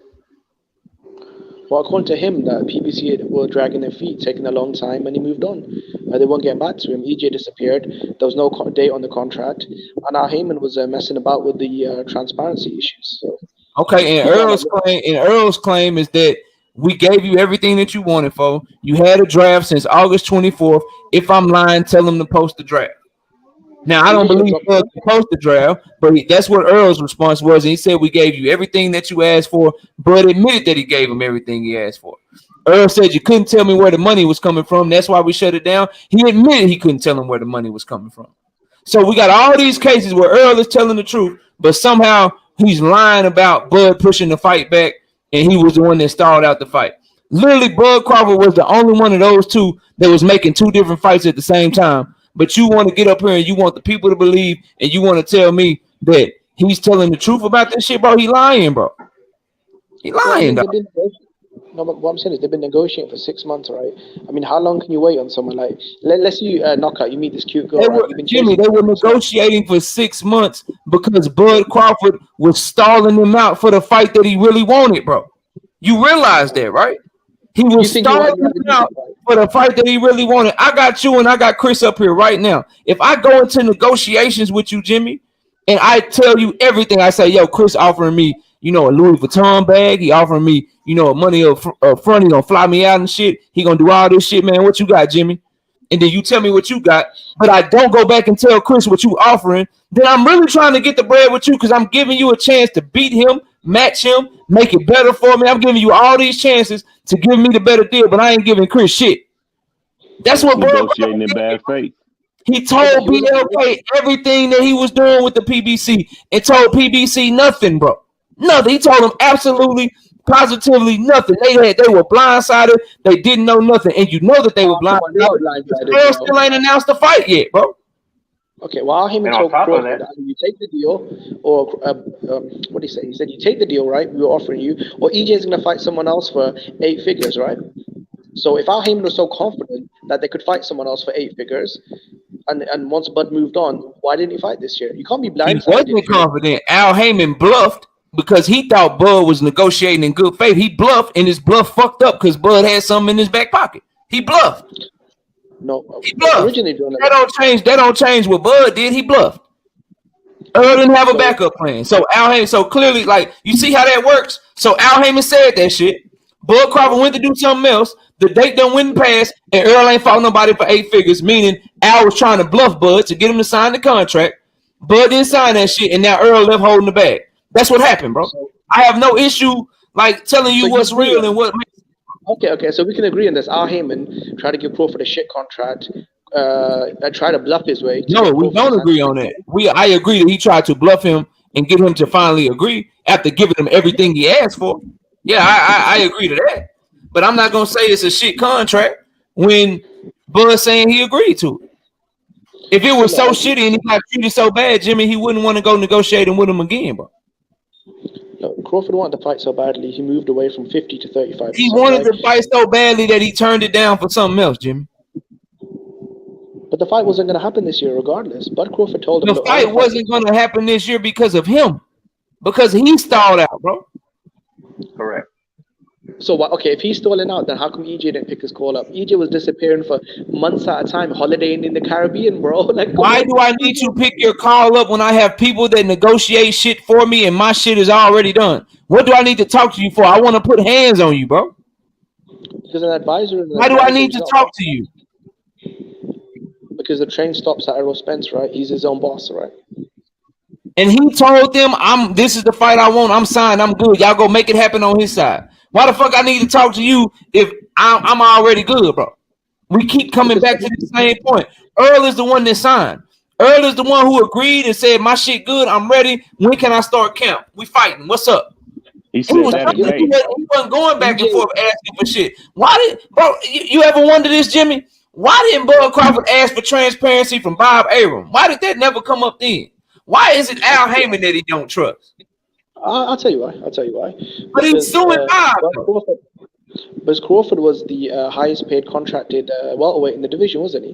He had the highest paid, so he had an actual base purse, and he was the highest one in the welterweight division. And at that point, he was contractually obliged.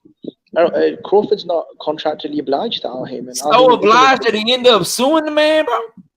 I agree, bro. I mean, I don't like Bob Arum. I think Bob Arum's a piece of shit.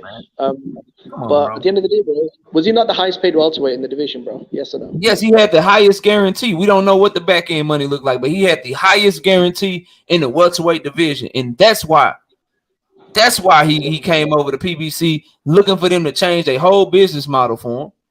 And he told us that hey man, if you really believe in yourself, you'll take less and you'll do this and you'll do that. Bro, he says these things, then he goes and shows that it ain't really that it's about the money, and he don't believe in himself like that. And then y'all want to sit up here and you know what I'm saying, just cap for him and shit, bro. I don't understand this shit, bro. The man literally had the man, like this shit crazy, Jimmy, because you know damn well if this shit was flipped, if Earl had announced a fight with David Avenesian, bro, you know you'd be calling him a duck, bro. You just don't want to do it because you like Crawford, bro. I get it, you know what I'm saying? I get it. You like Crawford and shit, but if Earl did this shit, you be calling him a duck, bro, and you be right. That's the crazy thing. You be right, bro. You be right to do that, but you want to tell me I'm wrong. No, I'll tell you how you're wrong. You're actually right, by the way. He did do that when he announced the Ugas fight, because at that time, Crawford. They were not in negotiations. Jimmy, no, stop, bro. Stop. They weren't in negotiations, bro. They could have been, bro. No, they were not in negotiations when he fought Ugas. What are you talking about? They didn't negotiate until after the Ugas fight. Was Bud a free agent? You're making stuff up, bro. You're making shit up. I think you're just playing contrarian now, bro. Oh, come on, bro. You know Bud was a free agent, right? Was Bud a free agent in 2021? He was, bro. And Spence chose to fight Ugas instead. But look, that's not the point, bro. At the end of the day, the point is this, right? I agree with you. Bud was not a free agent in 2021. He fought Sean Porter at the end of 2021 in November, bro. Thank you. What are you talking about? No, sorry. He did not become a free agent until 2022 when he was out of his contract with Top Rank. Yeah. But that's what I'm saying, though. But what's his name? Crawford. EJ fought Ugas early this year, didn't he? He fought Ugas in April of 2022, a fight that he had already said that he was, like, again, keeping his word. After Ugas fought Manny in August of 2021, he stepped in for Earl. What did Earl say? I got the winner. I want the winner. Whoever win the fight, that's who I'm fighting next. And what did he do? I'm fighting his ass next. The person I said I was going to fight. Then what did he do? After this fight, I want to fight Bud. After he beat Ugas' ass, what did he get in the ring and say?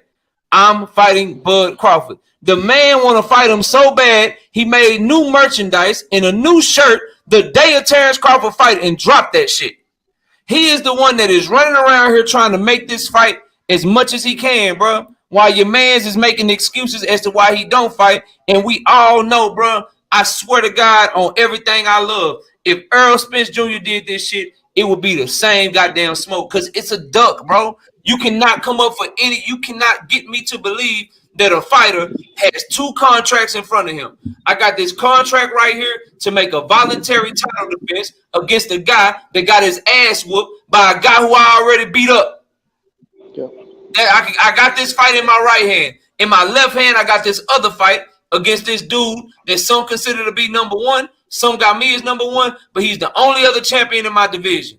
He gives me the most money that I've ever made. He gives me the best legacy in the history of boxing when it comes to undisputed, because if I beat his ass, I'll be the first man to ever be undisputed in two weight classes in the 4-belt era.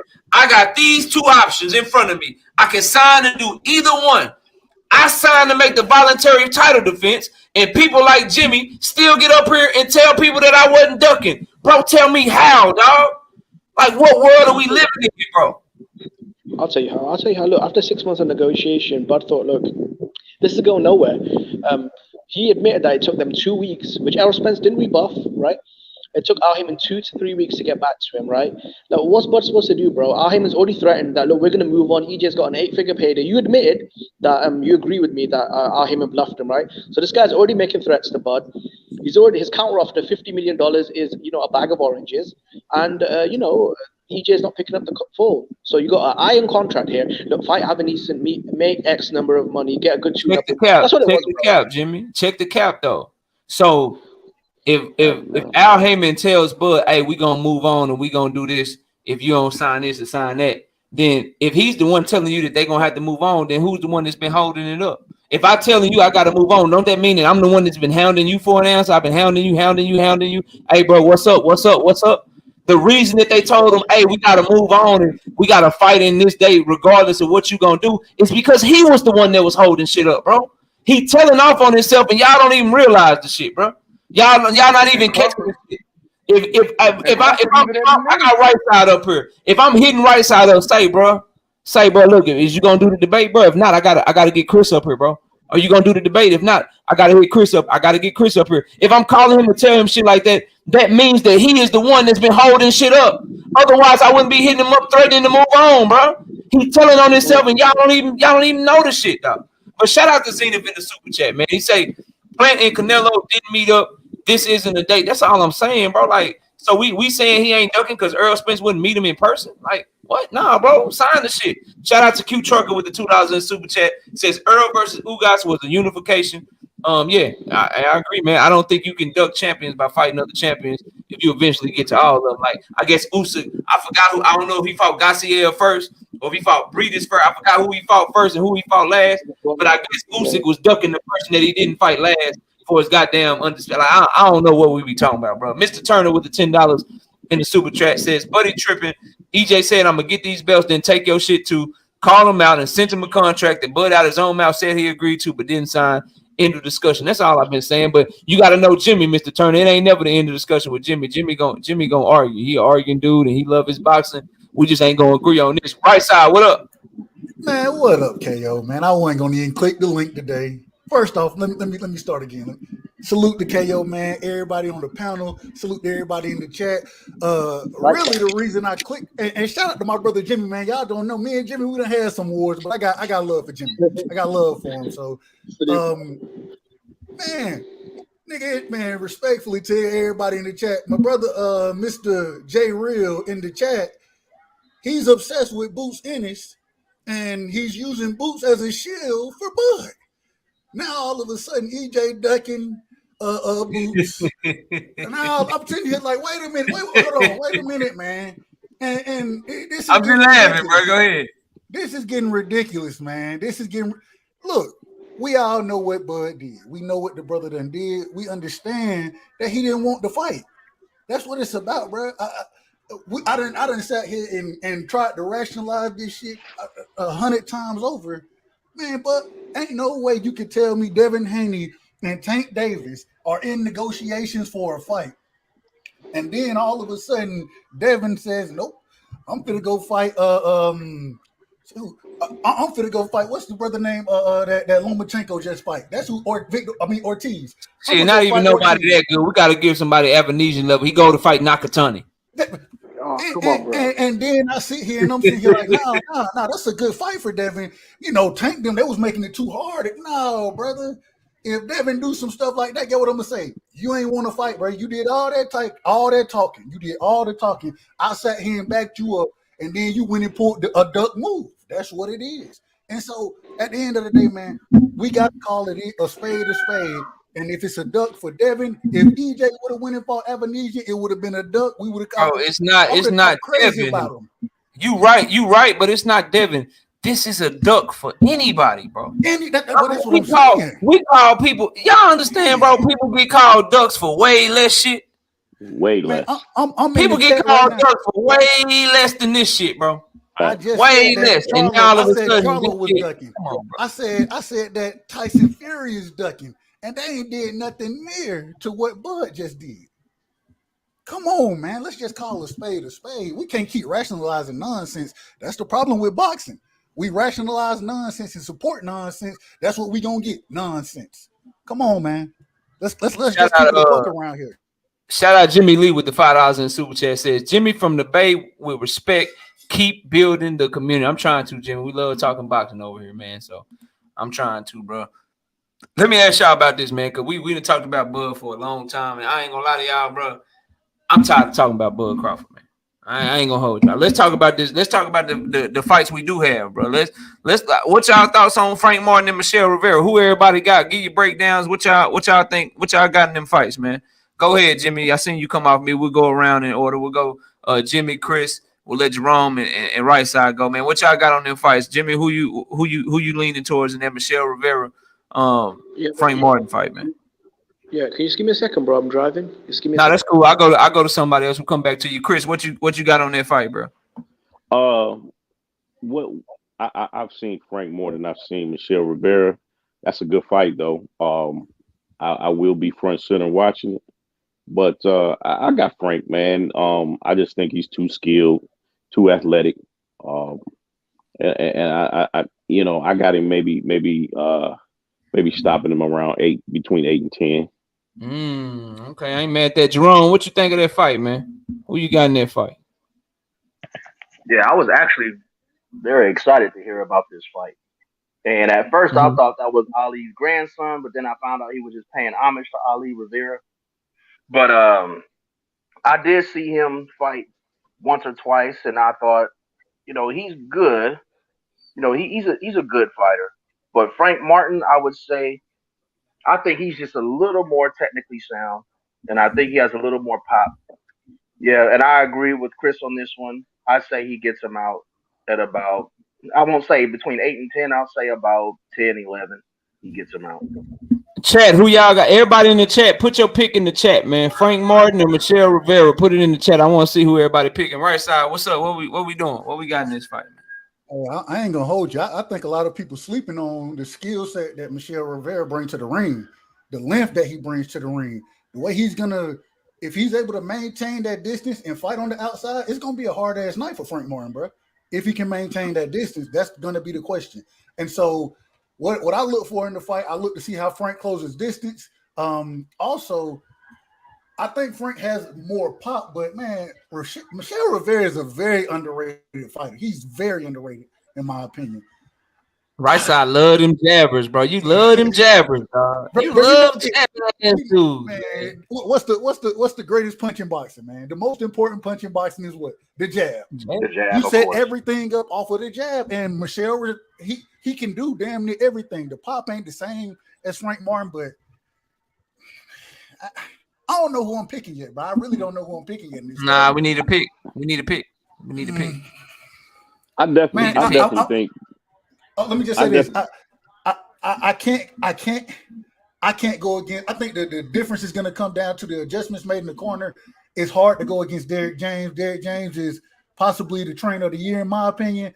And so I'm going to pick Frank Martin, but I don't think it's going to be as what, like, I don't see no knockout. I don't think Michelle Rivera's getting knocked out. I don't see none of that happening, bro. Like, it's going to be a tough ass fight, and I want to see the adjustments. This is going to be the fight that Frank Martin going to have to make the most adjustments. I'm going to give Derek James, with him being in the corner, the credit there. But man, I like, and you, KO, you know how I am, but I like Michelle Rivera a lot, and we'll see what happens. But I'm going with Frank, but it's a very thin margin that I'm going with him by. I'm finding out right now, Wayne Jr. Chris, you were about to say something. What were you about to say, bro? Oh, I was gonna agree with right side. Definitely the length is a concern and a jab, but I think Frank Martin's gonna offset that with his footwork, and that's how he's gonna get in. I think his footwork and working the angles. I think he'll be able to outmaneuver Michelle Rivera. But again, that's what little I've seen of Michelle Rivera. I actually started looking him up after I heard about the fight, and he definitely can fight. I'm not gonna take that away from him. I still think Frank figures him out and gets him out of there between 8 and 10 though. Steph, the link is in the chat if you want to come up here and break down the fight, Steph, if you got time.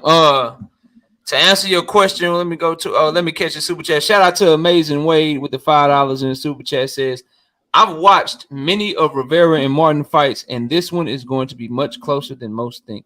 This is a true 50-50 fight. Shout out to Amazing Wade in the super chat. Then Wayne Jr. asked a question, who is the underdog? They got, because I'm a betting man, Wayne, so I got the app on deck. Frank Martin is a minus 250. He's a minus 250 favorite. Michelle Rivera is a plus 200 underdog. The over is set at 10.5 rounds at minus 200, and the under is set at plus 165. So those are your betting odds, bro. Are y'all worried at all about Frank Martin's muscle mass and how much muscle he carries late into a fight? I believe this would be his first time going 12 rounds, and if it's as close as people think, this fight could be, one of the ones that goes deep into the fight. Are y'all worried about how much muscle he carry at all?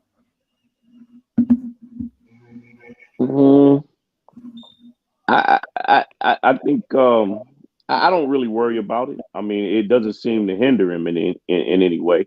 So I mean, I think he may be one of those guys that's kind of naturally muscular. You know what I'm saying?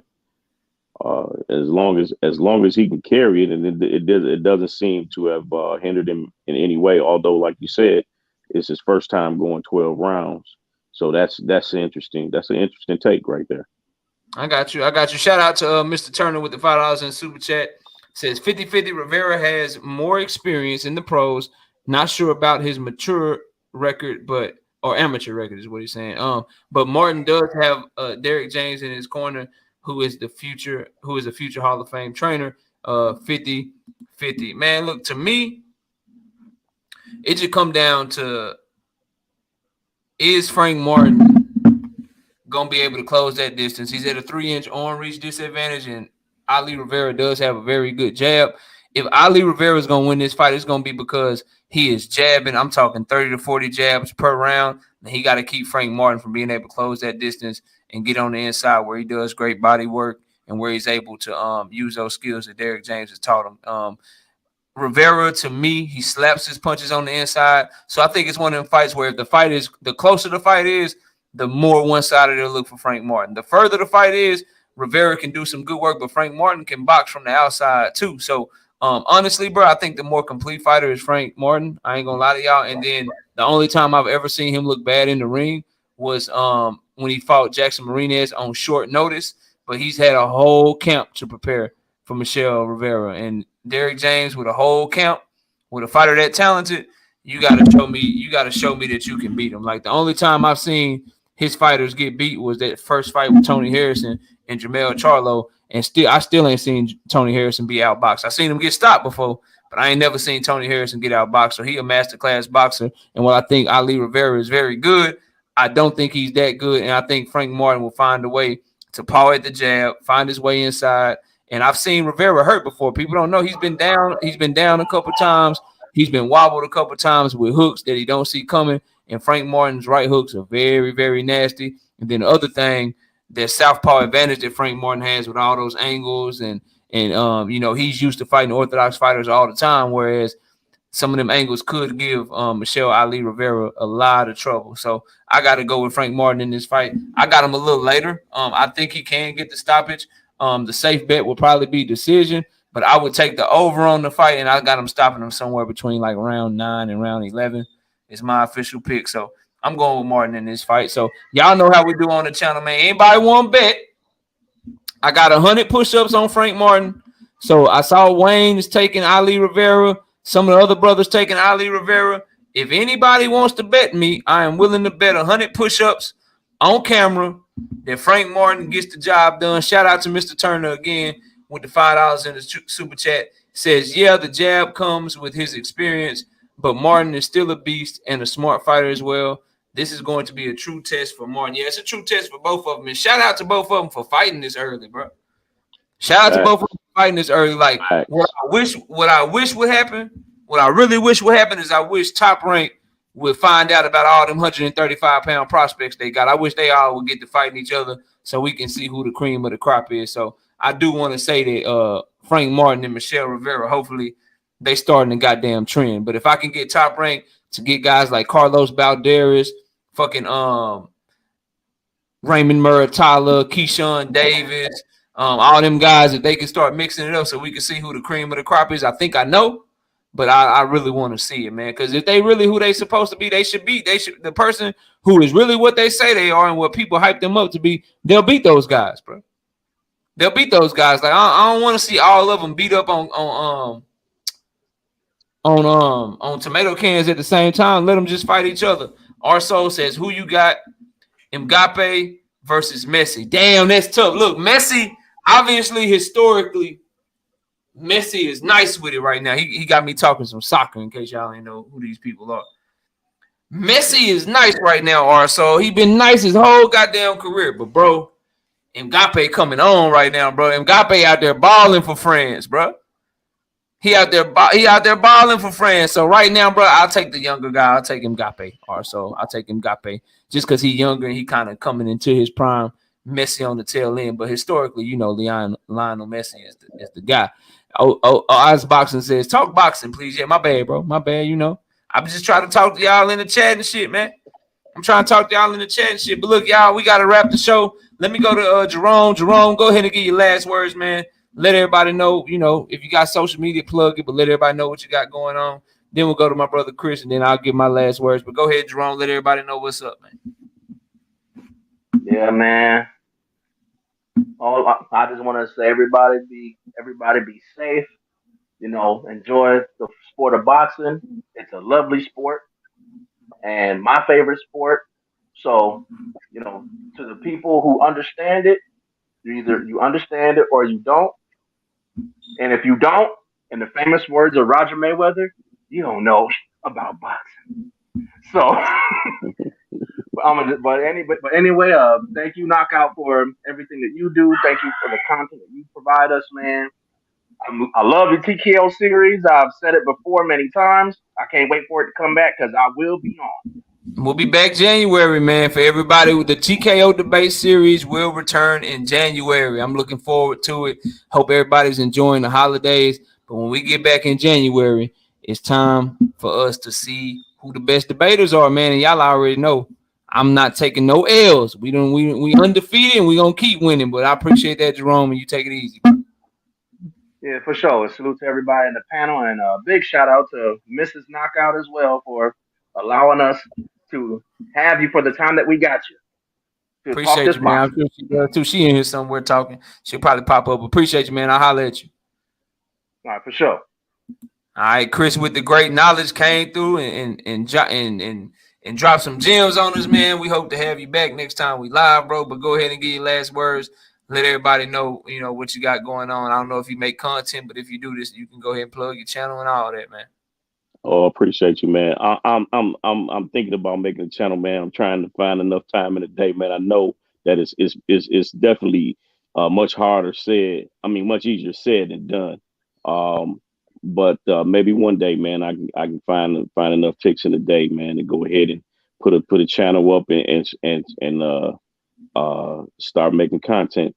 But until then, man, I appreciate you, cats like you, man, BF, Full County, man, that allow us to express ourselves, man, and not be limited to 250 characters in the chat. You know what I'm saying? Sure. So I definitely appreciate that, man. And definitely, man, I'll be back, man. I'll be back, man. Like I said, I'm a new subscriber, man. I appreciate platforms like this that allow the chat to get on and, man, and just express ourselves, man. So definitely coming back, bro. Definitely. And shout out to you. Appreciate you, man. I'll let you later, brother. All right. One. All right, peace. Right side. Shout out to everybody in the chat. JA, everybody, man. Y'all smash the like button as you get ready to leave. Right side, what up, man? Damn, man, my bad. My damn internet and shit fucked up on me, but this shit been happening to me too, bro. You got AT&T? Nah, nah, bro. Don't give me nah. I ain't got AT&T. AT&T be bullshitting sometimes, man. But go ahead. You damn right they be bullshitting, and I know that's a whole nother story. But look, man, real quick, I did want to touch on one point you brought up, and I wanted the muscle mass of Frank Martin. I can see that being a problem, man. When we see these swole ass guys, bro, that muscle draw more oxygen, bro. It draw more oxygen, and you always, when you look at fighters, most fighters are leaner guys. You know what I'm saying? They're leaner. You don't build when you work out for boxing, bro. You don't build to build heavy muscle. You know what I'm saying? You build to be lean, fast twitch, that type of thing. You know what I'm saying? So I can see that being a problem, especially, like I said, if Rivera is able to keep that range and distance, man, and Frank Martin got to figure out how to cut the ring off and all that, bro. That shit can all start to wear on you during the fight, man, especially mentally. But that's where I think Derek James, I think he will be able to get him over the hump. But that's gonna be a good ass fight, man. I'm excited for that fight. But man, shout out to you, Tayo. Shout out to you, man. Shout out to everybody in the chat. Really, I jumped up, man. I want to talk to Jay Real. When Jay Real get a chance, I want to talk to the brother because the brother using Boots as a shield now for Bud. And I'm saying, What did he say, bro? I seen him in the chat, but I ain't see what he said. What did he say, bro? So I was like, bro, if Devin Haney did anything that Bud did, you feel me? I gotta get on his ass. Then he was like, well, you should get on EJ because EJ he ain't want to sign to fight Boots. And I'm saying like, how the hell we start talking about Boots, bro? What are you talking about? That fight, they ain't never been in contract negotiation, nothing. So what are we talking about? Nah. Yeah. See, they don't want to fight Boots. Boots, he the undisputed or he the uncrowned king in the division. And I'm saying like, well, why Bud didn't fight a Bud when it fought? I've been sneezing, but he ain't fight Boots, so you ain't got a problem with that. Then the brother, I told him click the link. He said he was at work. Respect to him, man. Respectfully, I ain't got no problem with it. But bro, we got to have a conversation about some of that stuff, man. Because some individuals are looking to use anything they can to defend Bud from ducking, bro. You looking to use any excuse to defend it, and it's embarrassing. But it don't embarrass me. You embarrassing yourself. But it is what it is, man. KO, shout out to you. I wasn't gonna click the link today because I wasn't gonna have the Devin Haney hate, bro. I wasn't gonna have it. I wasn't gonna have it. So you did that earlier today on Pool Counter Show. So it is what it is. But we'll have I don't be hating on that young man. I think he's a great fighter, bro. Nah, you don't be hating, bro. He's a great fighter. You know I'm bullshit when I say it's hating, but at the same time, I never hate on that young man. He doing his goddamn thing. He just ain't gonna beat Tank, bro. That's all. And we'll see what happens. Hey, at the end of the day, we got to see the fight, and that's what we want. Even if win, lose, or draw, then and he gonna win. But win, lose, or draw, I want to see the fade, man. Get in the ring, y'all fight each other. All these fighters. Shout out to Michelle Rivera and damn, I forgot the brother name that fast. Frank Martin. Yeah. I think as far as prospects go, this may be one of the best or prospect contender that range right there. This may be one Frank of the Martin best. is the 10th. He's the 10th rated prospect in the world right now. Hey, I mean, so this is a good fight. It's an exciting fight, and man, I'm happy that it's made. It's something that to get us off of the same conversations all the time. But man, shout out to Miss KO as well. As always, appreciate you allowing us to steal time from you. But hey, man, I'm out. I ain't got nothing else for you tonight. I ain't gonna hold you up for 5 minutes. I'll holler at you, bro. Take it easy, bro. All right, bro. All right, man. Let me see which one of the bros is live right now so I can direct y'all to the homies. Kui is live right now. Y'all go check out Kui. She doing her thing over there. She live. Who else did I mess with, bro? Money live right now. Y'all go check out Money Brown TV. He live. Ricky Williams is live. We got some fire ass content creators that's live right now. Y'all go smash that like button. Go check them out. Let them know KO sent you over there to rock with them. And y'all be sure to watch boxing this weekend, man. I appreciate everybody that came through, showed up and showed out. Sheena, Xena 360, Rick Tins, Mr. Mechanical, Jerome King, my brother AD that was up here, my brother Christopher that was up here, right side, Jimmy, Drico Bay that came through earlier, Quad Elliott, what up, bro? Best videos, the real songstress, William Old School, everybody that came through and showed up and showed out. I appreciate each and every last one of y'all. Y'all be sure to watch the fights this weekend, man. We got the Chris Billum Smith card. That shit's going down Saturday. We got the card from Canada with Makhmadov on it. That's going down on Friday. Abdullah Mason is fighting on Friday. Man, we lit. We lit, bro. I'm watching all of them. And I got like 6 videos about to drop right now. I'm finna upload them all. So y'all be sure to check those out. Hit my like button on your way out of here, man. I appreciate each and everybody that pulled up tonight.